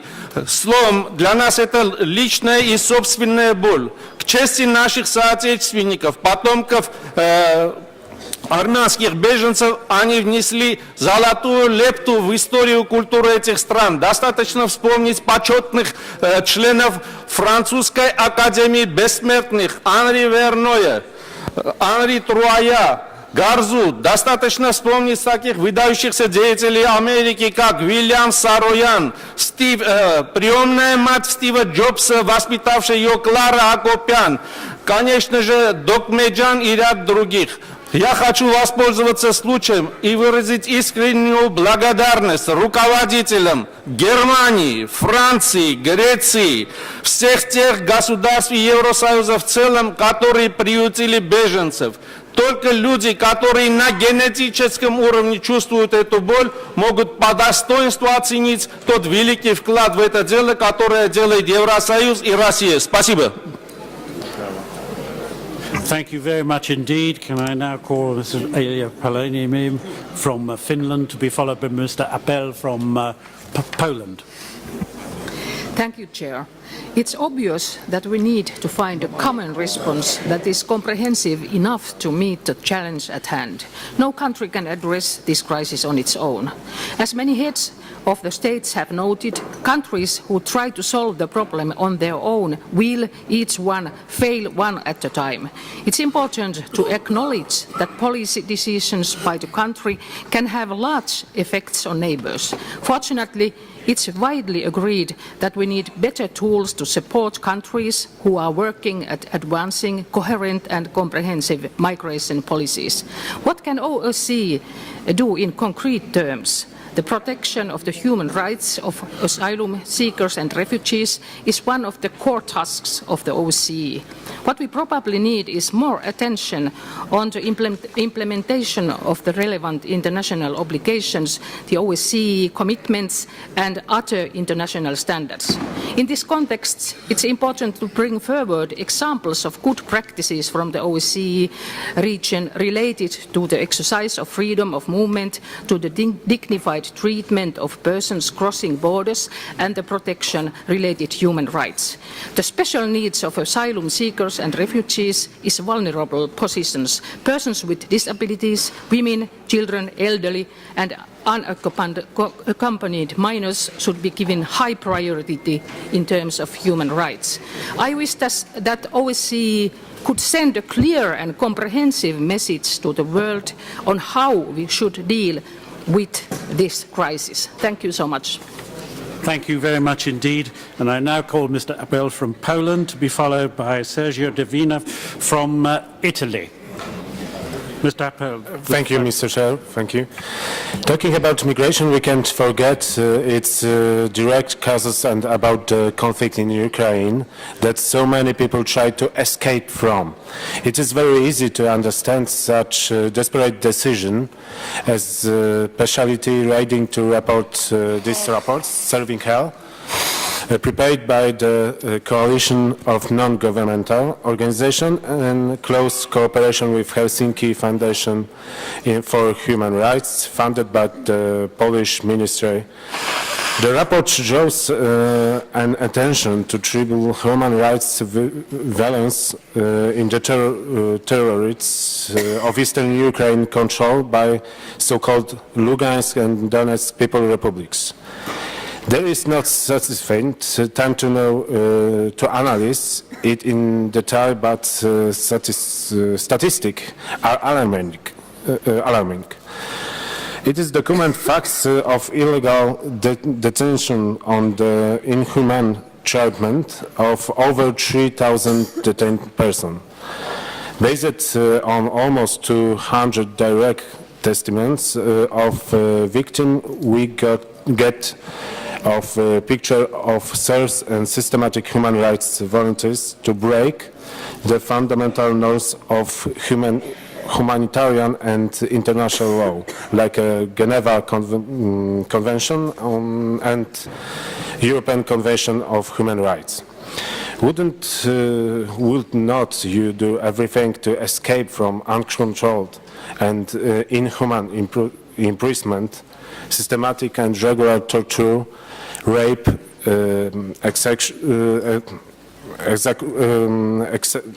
lack of access to water, food, sleep, or medical aid? I believe that all of us get here. Mr. Affel, could you bring your remarks to a close, please? Okay. We must openly condemn the disgraceful practice of talking. Okay, thank you so much. Thank you. Oh, so sorry. And now Mr. Divina from Italy, to be followed by Mr. Tarasnova from Tajikistan. Presidente, vorrei fare una puntualizzazione su quali sono le linee che stiamo seguendo, perché c'è molta confusione. Sul tema immigrazione, in sede OSCE parliamo in una maniera, gli Stati membri si muovono completamente in maniere diverse. Abbiamo visto blocchi, muri, abbiamo visto sospendere i trattati di Schengen, l'Austria che ci sta ospitando è uno di questi paesi. Altri paesi servono polpette di maiale ai rifugiati, altri requisiscono addirittura beni personali. Il messaggio che stiamo dando è che qua ognuno si arrangia sostanzialmente. Qui si manifestano delle buonissime intenzioni, però ogni Stato alla fine guarda ai propri interessi. Dopodiché ci sono anche le linee sulla distensione, che poi sono le cause dell'immigrazione. Noi sentiamo che quando parliamo di Ucraina si definiscono per esempio i separatisti illegali, appoggiati dalla Russia. Nessuno dice che una delle cause fortissime di immigrazione è la Siria, e lì anche i separatisti, se lo sono, comunque i ribelli, sono addirittura finanziati ed armati dagli americani. Però di questo non si parla, e questo comporta il rischio che potrebbe portare anche a che il Daesh, ISIS controlli alla fine tutto il territorio, più caos si crea e meno interventi diretti si fanno. Così come i doppi standard che applichiamo. Ma per i riconoscimenti di indipendenza, perché per il Kosovo la comunità internazionale noi stessi subito l'abbiamo riconosciuto, nonostante vi sia la sovranità serba su quel territorio, e per la Crimea che ha fatto per esempio un referendum, a questo punto non si riconosce neanche la democraticità di un referendum. Abbiamo sentito ieri l'intervento del capodelegazione russo Narishkin che dice la NATO sta commettendo gravissimi errori, spiana la strada ai terroristi dell'ISIS e questa è una verità. Presidente, quando è che la smettiamo di perseguire interessi particolari di ogni singolo Stato e non pensiamo, ed ho finito, ai veri rischi che minacciano tutto il nostro continente e anche il globo, che è il terrorismo internazionale? Grazie Presidente. Thank you so much. And now I call Mrs. Turasnova from Tajikistan to be followed by Mrs. Shedefeld from Sweden. Благодарю, уважаемый председатель.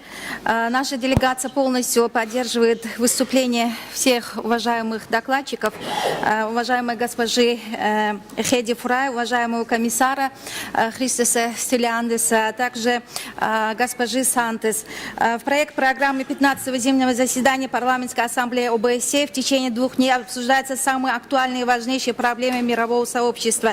Это кризис, миграция, проблемы беженцев, гендерные вопросы. Задачи, которые стоят в связи с этим перед общественностью, органами власти, это создание организационных, экономических, правовых гарантий для реализации прав всех людей в различных сферах жизни всего общества. Учитывая ограниченность во времени, мы заключаем и считаем, что только всеобщими усилиями, взаимопониманием и взаимоуважением мы можем найти ключ к решению всех проблем.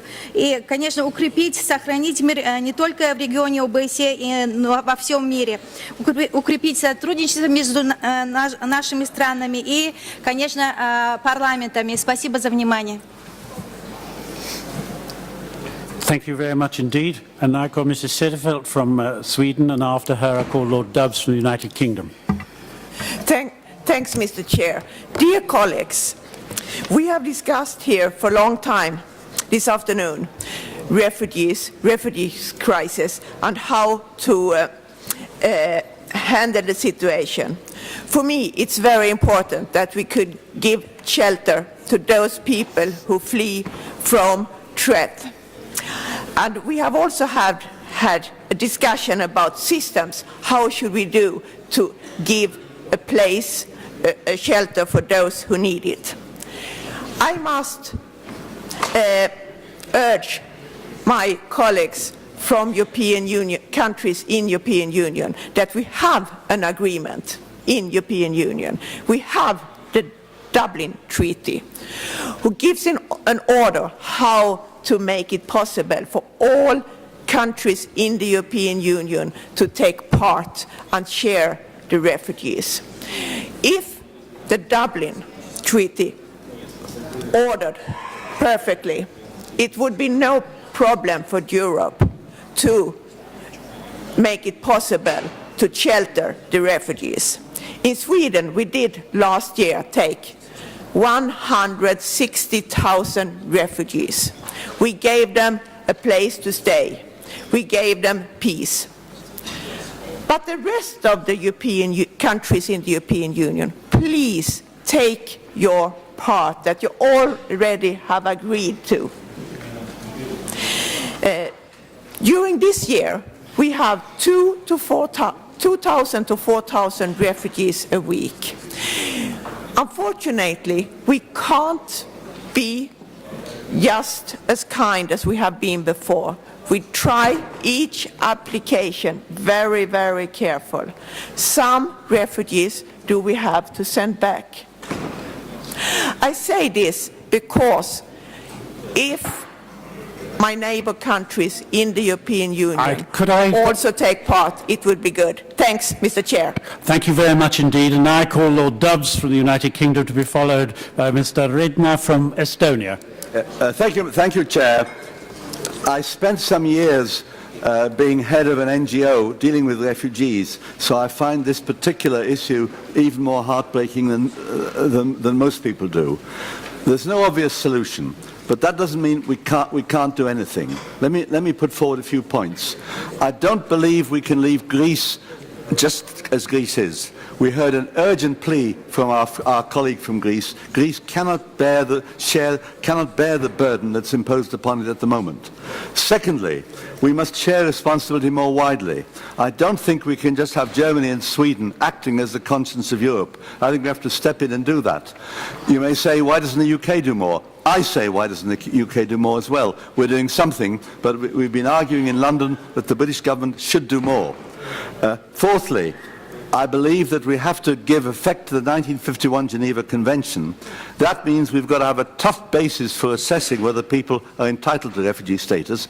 If they don't, Europe can't accept them, but there are plenty who will qualify.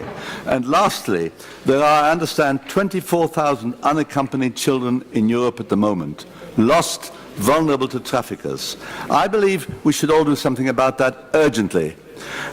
I'm moving an amendment in the British Parliament in 2 weeks' time that Britain should accept 3,000 of these 24,000. We can't leave them like that, and I would like to feel that all of us will go home and make the same plea to our governments, because these children are the most vulnerable of all the many vulnerable people who are in Europe at the moment.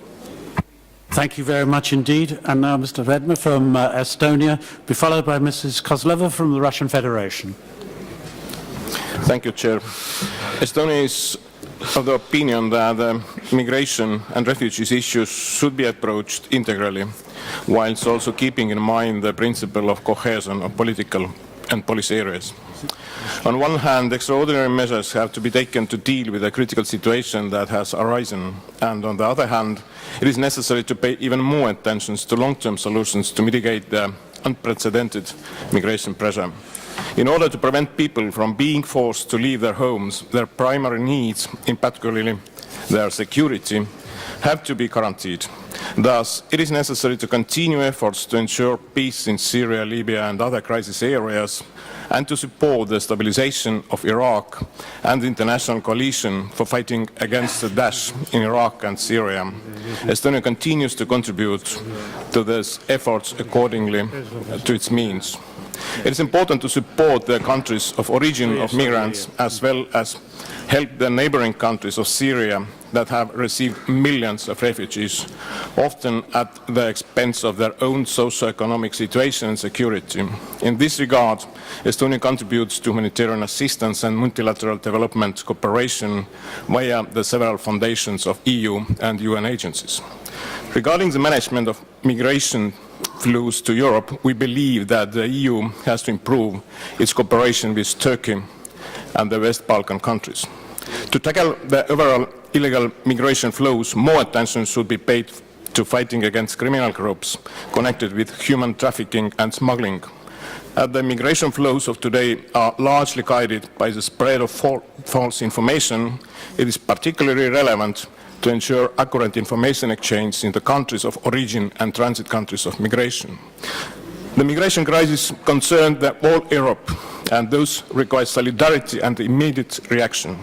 However, it is relevant that during those processes, the wishes of those who are resettled are taken into account. Thank you, Mr. Redmond. Sorry to interrupt you. Mrs. Kozlova from the Russian Federation, to be followed by Mr. Bozcic from Slovenia. В последнее время мы много говорим о проблеме беженцев и мигрантов, о необходимости ее решения. И тем не менее проблема остается. Естественно, возникает вопрос, почему? И не пора ли от слов переходить к делу? По моему глубокому убеждению, надо бороться не с последствиями, а с ее причинами.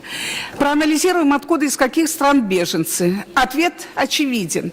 Преимущественно из тех стран, в жизнь которых без приглашения руководителей этих стран, без обращения парламентов, без проведения референдумов, на которых бы народ выразил свою позицию, решили вмешаться сильные мира сего, которым вдруг не понравились главы этих государств, их политика, или вдруг показалось наличие ядерного оружия или другие причины. И они, ориентируясь только на свое желание, провозглашая на словах приверженность демократии, на деле поступили антидемократично, расправившись с нецивилизованным, жестоким способом с неуправляемыми главами этих стран, что привело к дестабилизации, гражданской войне, межрелигиозным распрям и, как следствие, потоку беженцев в другие страны в поисках стабильности и мирной жизни.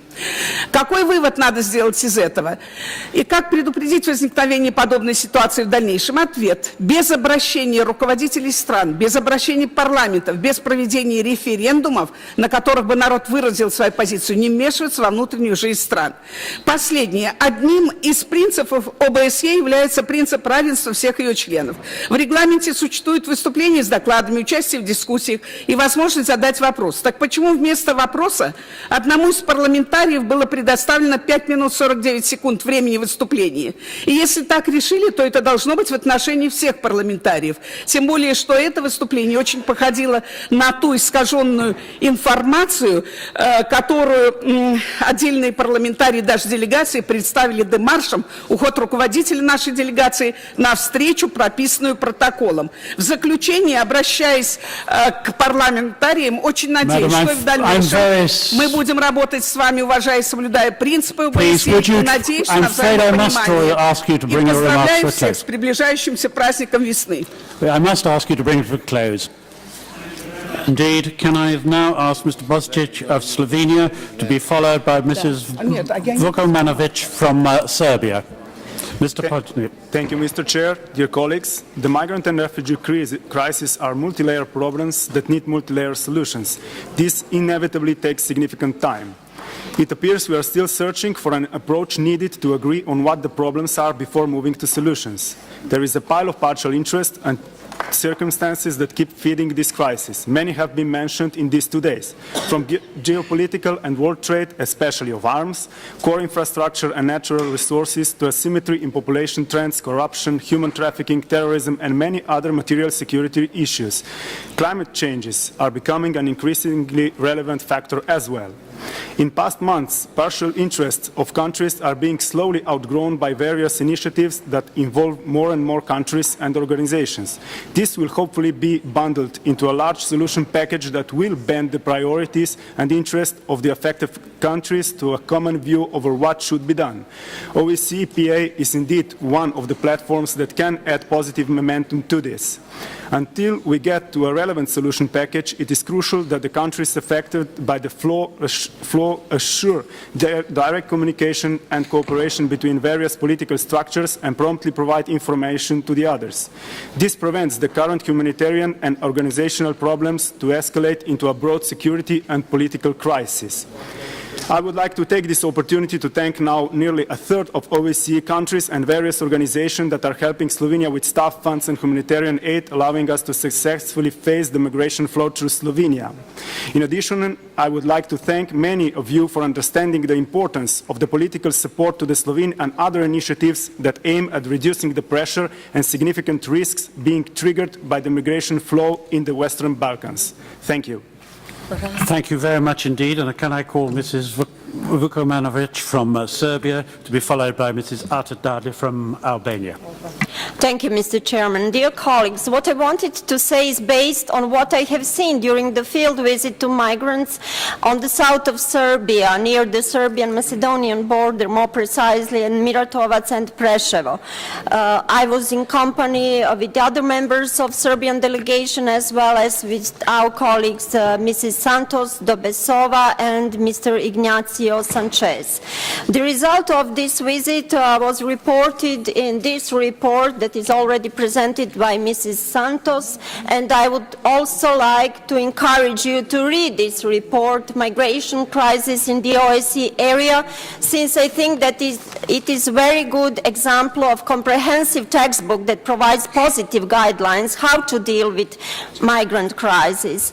I would also like to make emphasis on 2 points, that there should be no division in dealing with migrant crisis between different countries who are involved, and that there should be more partnership between governmental and non-governmental organizations and civil society organizations. When I'm saying that there should be no division, I think that there should be no division between different OSCE countries that are challenged with migrant crisis, so countries of entrance, countries of transit, and countries of of destination for refugees. I would also like to emphasize that Serbia will continue to give its maximum capacities in dealing and handling with management crises in goodwill and continue its cooperation. And I think that all of us should praise partnership with civil society organizations, with different non-governmental organizations, with different humanitarian, medical, religious aid organizations, as well as with media and journalists who also give good and very tremendous contribution to dealing with migrant crisis. Thank you. Thank you very much indeed. And now Mrs. Dade from Albania, to be followed by Senna from Portugal. Thank you, Mr. Chairman. I want to thank the Commissioner for the presentation here today and to join the idea that, of course, this is a crisis which needs global approach and global address. In this context, Albania will remain consistent with the commitments it has made towards the European partners since October last year. We have clearly stated that we are willing to be part of the solution of the crisis, certainly within the modest available capacities and the strengthened cooperation and support of the European Union. The possibility that routes used by refugees cross Albania is considered low at the moment, but Albania will continue to monitor the situation in close cooperation with its neighboring countries and specialized agencies of the European Union and United Nations, and preparations are in place, the contingency plan, human resources, and the infrastructure is ready. The refugee crisis has spotlighted a reinforced interaction of the European Union and the Western Balkan countries. Albania is working closely also with Italy, not only in the framework of border police operations, but also with regard to monitoring of maritime traffic in the Adriatic Basin in order to prevent activities of groups that may seek to take advantage from the refugee tragedy. As parliamentarians of the OSCE area, we need to work with our governments in order that they should abide to the commitments in respect of international law on refugees and asylum seekers. At the same time, we have to work with our citizens to encourage open intercultural, interfaith and interreligious dialogue and cooperation to contribute to enhancing tolerance, mutual respect and understanding at the local, national, regional and international level. In Albania, very recently, we will set up the Center for the Fight Against Extremism on the regional level. Thank you very much. Thank you very much indeed, Mr. Dade. And now Ms. Senya from Portugal, to be followed by Mr. Giliev from Azerbaijan. Dear President, dear colleagues, the World Economic Forum estimates that there are 232 million international migrants in the world today. That tell us that 1 in 33 people on Earth is a migrant. Nearly 1 million have arrived by boat in Europe last year, more than 50 Syrians. Yes, we have refugees that flee conflict and persecution. The situation requires a massive common effort that is not possible with the fragment approach. Europe is facing its biggest refugee influx in decades. More than 300,000 people have risked their lives to cross the Mediterranean in 2015. Over 2,600 didn't survive the dangerous crossing. The selfless generosity of private citizens and civil society organizations reaching out to welcome and help the new arrivals is truly inspiring, but it's not sufficient. And despite some political and moral answers from some countries that act exemplary, the truth is that Europe has failed to find an effective common response. Statistical evidence shows that migrants' work increases economic output and growth, and their investment in new business and new business initiatives contributes to an increase in employment in countries of destination. Despite these, and despite the quality of educated immigrants, the debate is increasingly polarized and heated. We should understand refugees as not only as a humanitarian challenge, but also as a development opportunity. Thank you. Thank you very much indeed. And now Mr. Guliev from Azerbaijan, to be followed by Mr. Nayem from the Ukraine. Thank you very much. I'd like also to start by paying tribute to the memories of the victims of the Hojar genocide, since we commemorate its 21st anniversary today. Our human conscience and the political responsibility compel us never forget this merciless and cruel genocide, which was one of the most dreadful mass terror and barbarian acts in the history of humankind. Mr. Chair, ongoing crisis in Syria, political and military instability in the entire Middle East, and North Africa has become a serious security challenge for the OSCE region. Foreign interventions into domestic affairs, manipulations of ethnic and religious differences for narrow political interests have ended up with disastrous results. The region turned into a breeding ground for terrorist organizations such as Daesh, which exploit and manipulate religion for barbaric purposes. We face unprecedented humanitarian crisis, which is the most serious consequence of the conflict. It is deeply heartbreaking to see the deaths of innocent people, including women and children, en route from the Middle East to Europe. I know how difficult it is to deal with massive displacement, especially in the times of war. My country, Azerbaijan, has been suffering from an ethnic cleansing for more than 20 years. We have found 2 million refugees and IDPs who have been deprived of their basic human rights. They are still waiting for the resolution of the conflict that would create conditions for their safe and dignified return to their homes. Armed conflicts lie at the core of the issues, and we have to redouble our efforts to find durable solutions.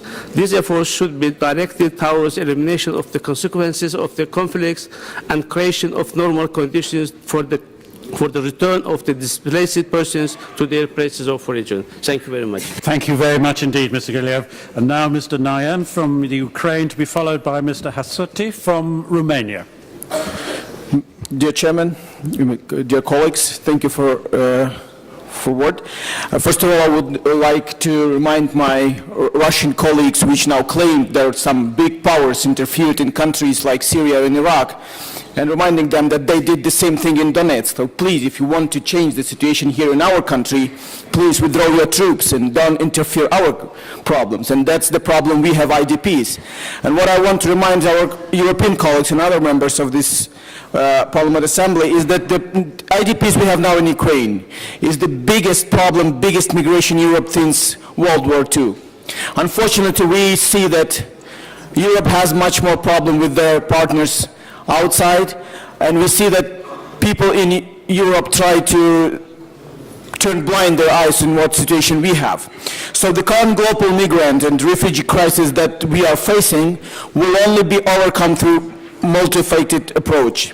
We need to better implement the existing tools and the capacity that the OSCE and you and the international community have, but also think outside of the box. According to the Office of the United Nations High Commissioner for Refugees, there are over 1 million internal displaced Ukrainians as far from December 2015. And IDPs from some parts of Donetsk and Lugansk regions have left home mainly due to grave security situation resulting from the Russian aggression. And we are very sad that many members of this very respectful Parliament Assembly, they don't mention that is the right consequence of this aggression and action of Crimea and occupation of Donetsk region.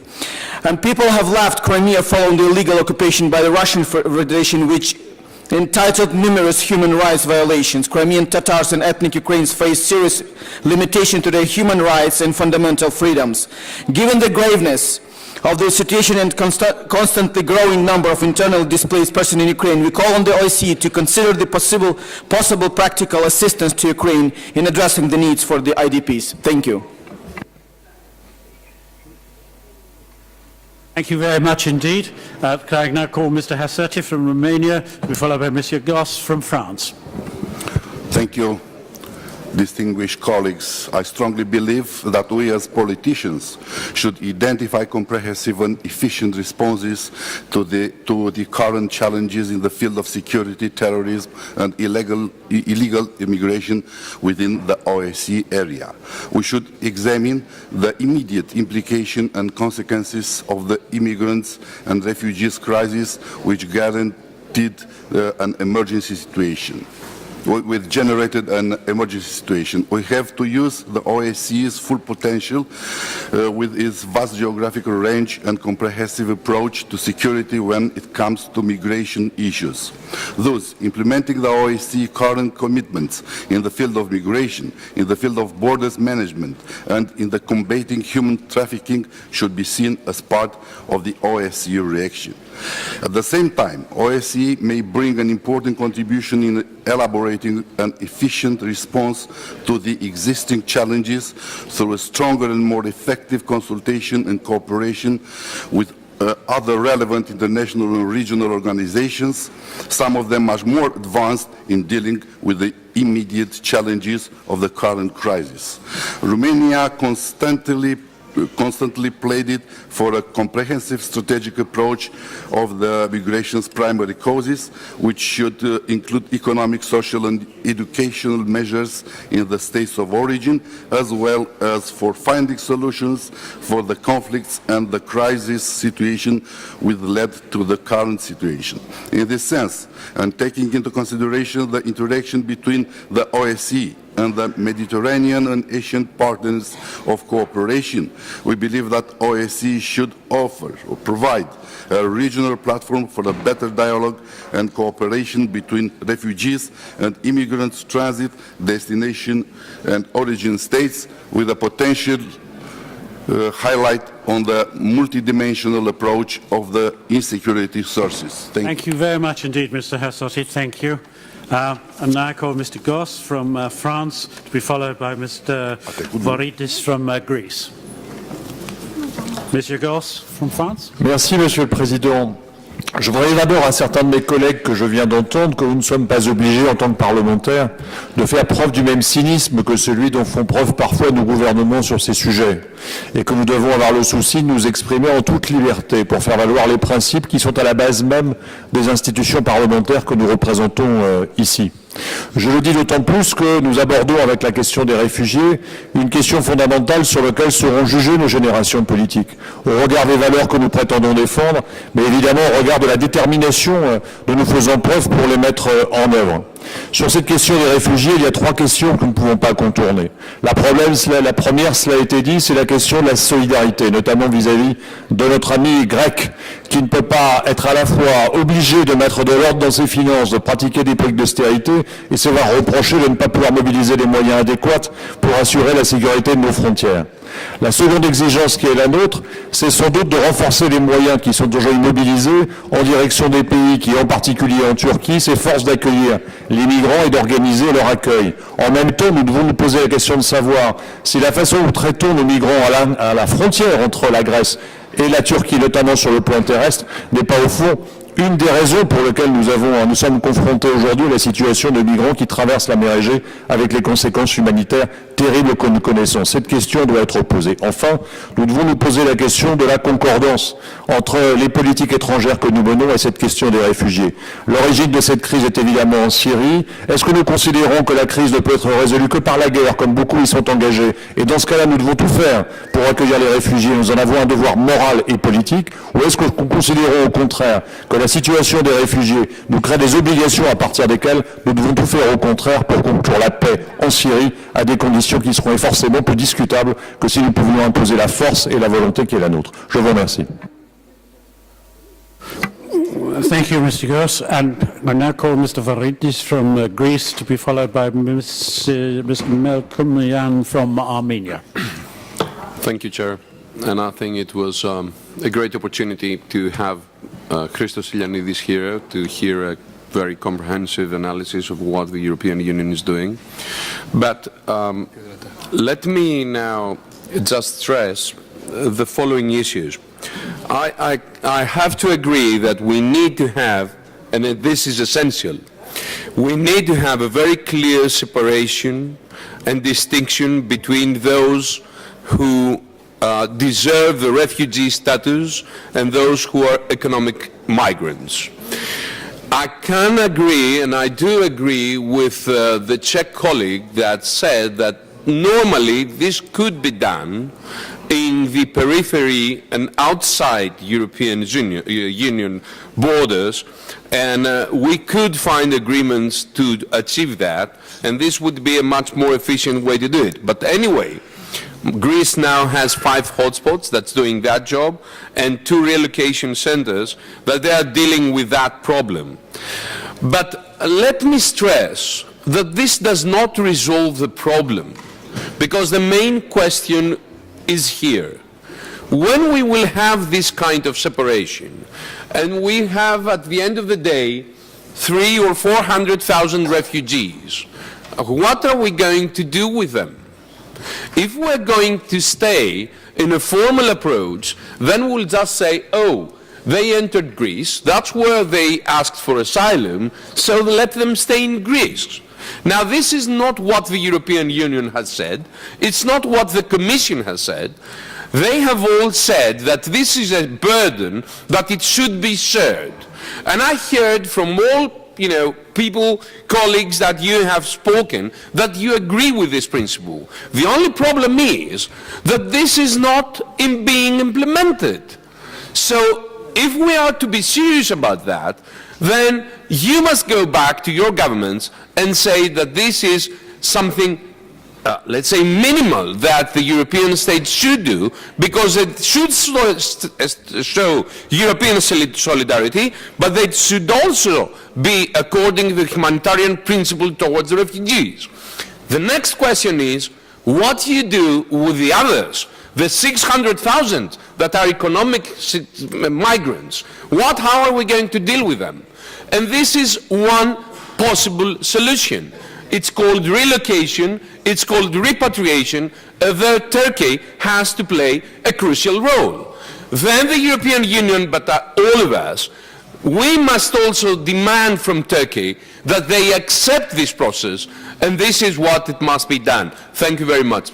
Thank you very much indeed, Mr. Ridis. And now Mr. Melkourian from Armenia, to be followed by Ms. Marietta Tadia from Italy. Merci, chers collègues. Premièrement, je veux dire que la présentation de 2 membres de la délégation de la République d'Azerbaïdjan concernant le phénomène du 26 février de 1900 est inacceptable, parce que d'abord, cette dame et cet membre doit dire de la génocide de Sumgaït et le génocide de Bakou, et ensuite présenter quelque chose. Fact. La présentation de la phénomène de Khojalou, c'est le résultat de la lutte de politique d'Azerbaïdjan. Chers collègues, il est nécessaire d'activer la coopération de force de l'ordre des pays membres de l'OSCE pour affronter le défi de migration.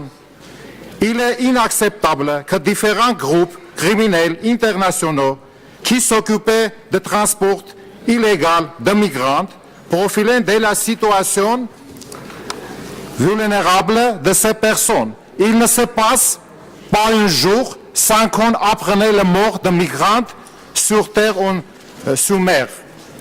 Pour l'Arménie, ce problème est aussi très actuel. Aujourd'hui, le nombre de migrants arrivés de Syrie est plus de 20 000 personnes. En général, en cas d'afflux de réfugiés, le gouvernement d'accueil doit distribuer les ressources matérielles, financières, humaines et autres pour satisfaire leurs besoins quotidiens. Et quelles sont les mesures que le gouvernement arménien a prises à cet égard? La République d'Arménie a accueilli plus de 20 000 réfugiés syriens, mais n'a pas reçu d'aide de la part de la communauté internationale. Permettez-moi de citer seulement quelques directions de mesures prises par le gouvernement en matière de soutien aux migrants. Participation. I'm sorry, I'm going to have to ask you to bring it to a close. Thank you. Thank you so much. Ms. Tadia from Italy, to be followed by Ms. Anja Barzibet from Slovenia. Sì, grazie Presidente. Io voglio esprimere innanzitutto apprezzamento per la relazione della collega Santos, che è una relazione esaustiva, anche piena di proposte, e vorrei esprimere altresì apprezzamento anche per le parole accorate, direi, del commissario per gli aiuti umanitari Stylianides. Guardate, noi abbiamo contezza di quanto l'Unione Europea stia facendo sul piano umanitario, però siamo anche convinti che ci voglia sì un orizzonte di lungo periodo, tanto realismo, ma che l'affrontare questa questione solamente con un approccio umanitario non può essere sufficiente. Guardate, giustamente diceva il commissario, a una crisi globale vanno date risposte globali e ripeto, la Commissione sta facendo molto, però poi quello a cui noi assistiamo, e vi parlo soprattutto degli Stati dell'Unione Europea, è qualcosa di terribile, io direi di vergognoso. Io mi vergogno di essere europea quando vedo alcune cose. Noi siamo bloccati da mesi sulla questione dei ricollocamenti, perché è giusto affrontare le questioni in termini umanitari, però la Commissione europea ha adottato un'agenda sull'immigrazione, che è un'agenda sull'immigrazione anche ambiziosa, che potrebbe anche cominciare a dare delle prime risposte, ma quando poi vediamo che a fronte dei migliaia di migranti che dovevano essere ricollocati tra Italia e Grecia, dall'Italia, voglio dare un numero, ne sono partiti solamente 279 e ne dovrebbero essere collocati diverse migliaia, è chiaro che in questa risposta c'è tutta l'inadeguatezza delle risposte che vuol dare l'Unione Europea. Allora, io credo che l'OSCE possa sì svolgere un ruolo, diceva l'ambasciatore Zannier, guardiamo anche oltre, allarghiamo anche l'orizzonte di dialogo. L'OSCE ha dalla sua il fatto che comunque fanno parte dell'OSCE dei paesi che sono paesi di origine, di transito, di destinazione, e soprattutto ha dalla sua anche paesi che non sono membri dell'Unione Europea, ma che però sono paesi comunque molto coinvolti nella gestione dei flussi migratori. Credo però comunque che ci voglia sicuramente maggior raccordo tra questi che sono forum di dialogo, che spesso sono comunque fiere delle buone intenzioni, e però i luoghi decisionali, perché poi bisogna tornare nei nostri paesi e dirle tutte queste cose. Grazie mille.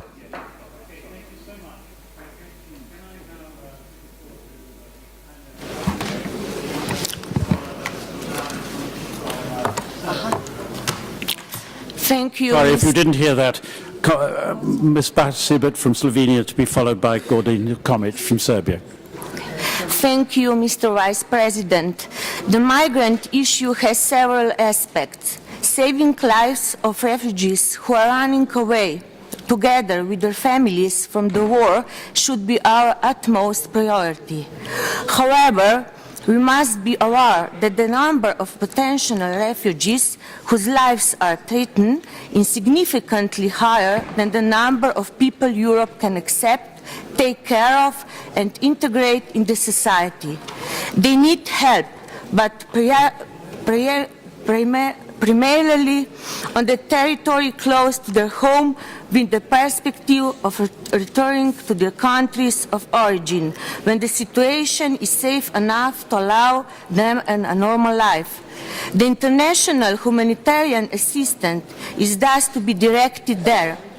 When tackling with the refugees crisis, we should also, in parallel, do our best for the stabilization of Syria and Iraq.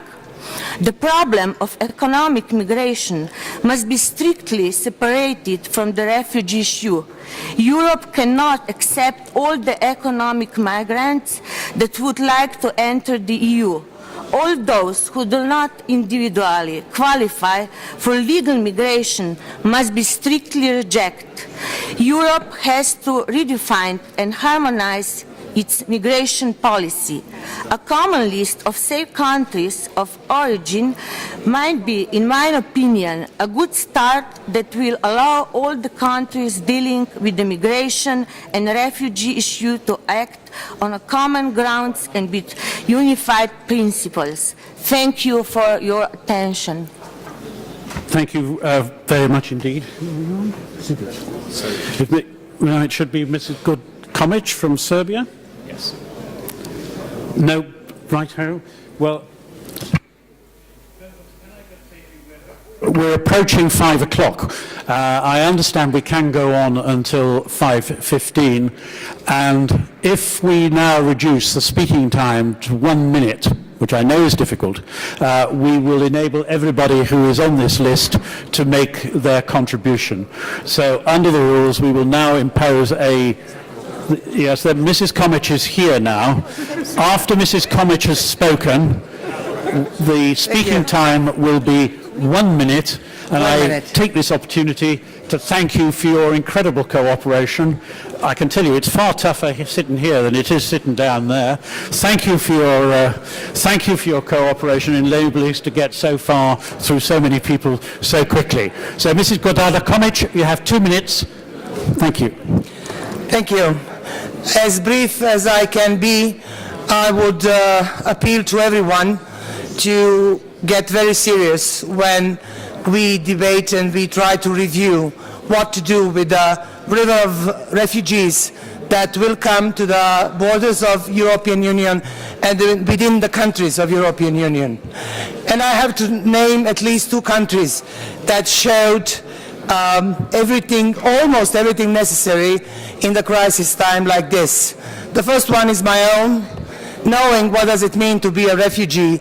And the second one is Germany, and I really appreciate what Germany has done so far, encouraging everyone to be a stronger partner to Germany in attempt and in everything what is necessary to be accomplished within European Union itself. Also, the countries that joined Germany in trying to resolve this refugee crisis, like Belgium and Netherlands and Sweden and Finland and other countries where refugees want to try to save their heads and maybe try to make their home. Knowing a lot of refugees, actually a lot of my families being one, refugees want to go back, but they can't go back until the conflict is resolved and bomb is stopping. And it's up to us, living in peace and comfort, relative comfort, to do everything necessary, unilaterally, together, to really show that what we write in law, considering human rights, can be implemented in the field, in the borders of European Union, within European Union, and cherishing the ideas that European Union is founded upon. That's human rights are the headline of everything we try to do. Thank you. Thank you so much. And now the speaking time is going down to 1 minute. I call Monsieur Professor de Bourgault from France, and who will be followed by Mr. Psychogias from Greece. Monsieur de Bourgault from France. No? He's not here? Okay. Is Mr. Psychogias from Greece here? Yes. I'm sorry if I haven't got your name correct, but it's quite difficult. Yeah, thanks. I agree. 1 minute, Thanks you. a lot, Mr. Chair. Dear colleagues, it's without doubt that the priority on this problem remains full and the speedy implementation of decisions taken so far, as well as aspects are interlinked and have a direct effect to security at the borders, the integrity of Schengen area, as well as the cohesion in our union. Looking for scapegoats or taking unilateral and uncoordinated measures certainly is not the right way to go. This was confirmed by the European Commission and the European Council. We need to focus on decreasing the flows from Turkey through pushing for results on the ground with regard to the action plan. We have also to ensure full and speedy implementation of the relocation decisions and return and readmission processes which do not work properly and adequately until now. We have to note that Greece has never denied to undertake the burden of a percentage of the relocation program and has spent 1.8 billion until now from the budget. However, we have to address the root causes of the problem, which is the war in Syria and Iraq. We have to protect the right of people entering to apply for asylum, and we have to respect the huge efforts of the Greek state and the Greek people in dealing with the problem in a human way, and everybody to stand up to their name, history and role. Thanks. Thank you very much. And the next 2 speakers will be Mr. Sundergaard from Denmark and Mr. Alizad to be followed by Mr. Alizad from France. If he's here. Yes, okay. Mr. Sundergaard. Thank you. I have a question to the EU Commissioner Christos Stylianides, but I don't know if he's here, but anyway, then it's a comment. EU have, as was said, paid Turkey government 3 billion in order to prevent refugees to come from Turkey to Europe. But the problem is that today human rights are violated in Turkey. That was proved in the EU's own report on Turkey, even though the publication was postponed until after the election in order to not be in conflict with the election campaign of Erdogan. Therefore, the question is very clear. How can EU with one hand pay Turkey to prevent people to flee from Turkey, and on the other hand guarantee people in Turkey the right to seek asylum in Europe if they are prosecuted? That question needs to be answered. Thank you very much. Thank you very much indeed. Well, in fact, I understand that the only other two remaining speakers on the speakers list have in fact left the Assembly, and so that concludes this special debate.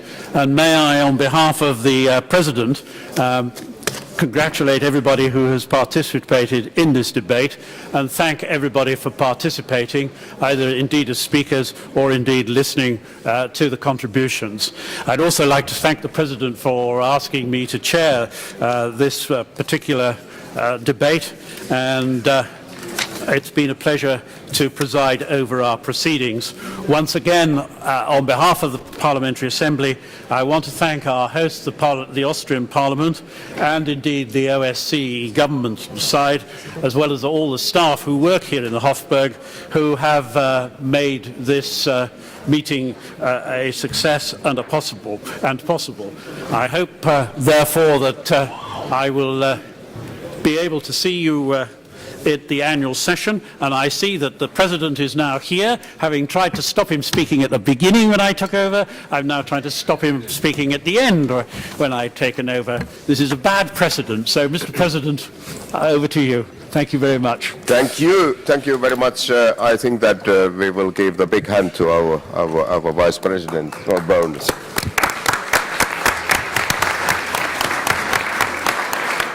But I have just very, very briefly, I have two things in my mind. And the first one is that I do hope that you will bring our constructive perspectives from our winter meeting back to your home, parliamentarians and governments, and help implement some of them in your policy making. It tells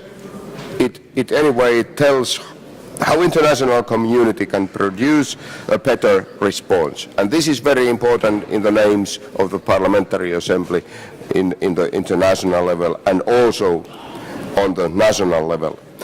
But dear friends, seriously, before I close our winter meeting, let me express my deepest hope for something that we should see when we turn back to our homes. And that is the effective entry into force of the ceasefire in Syria tonight. The nightmare in Syria and the tremendous human suffering it has caused is the root of the migration crisis, not to mention its dangerous geopolitical effects. And so I strongly appeal to all stakeholders, several of whom are represented here by members of the Parliamentary Assembly, to do their utmost to support this ceasefire.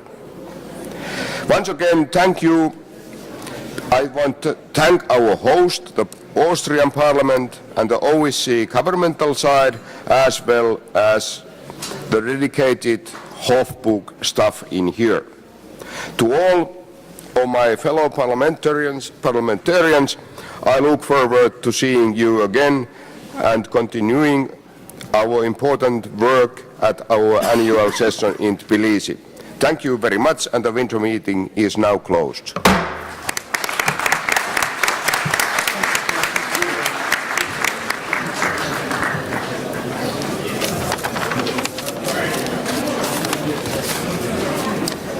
Great job. Very good.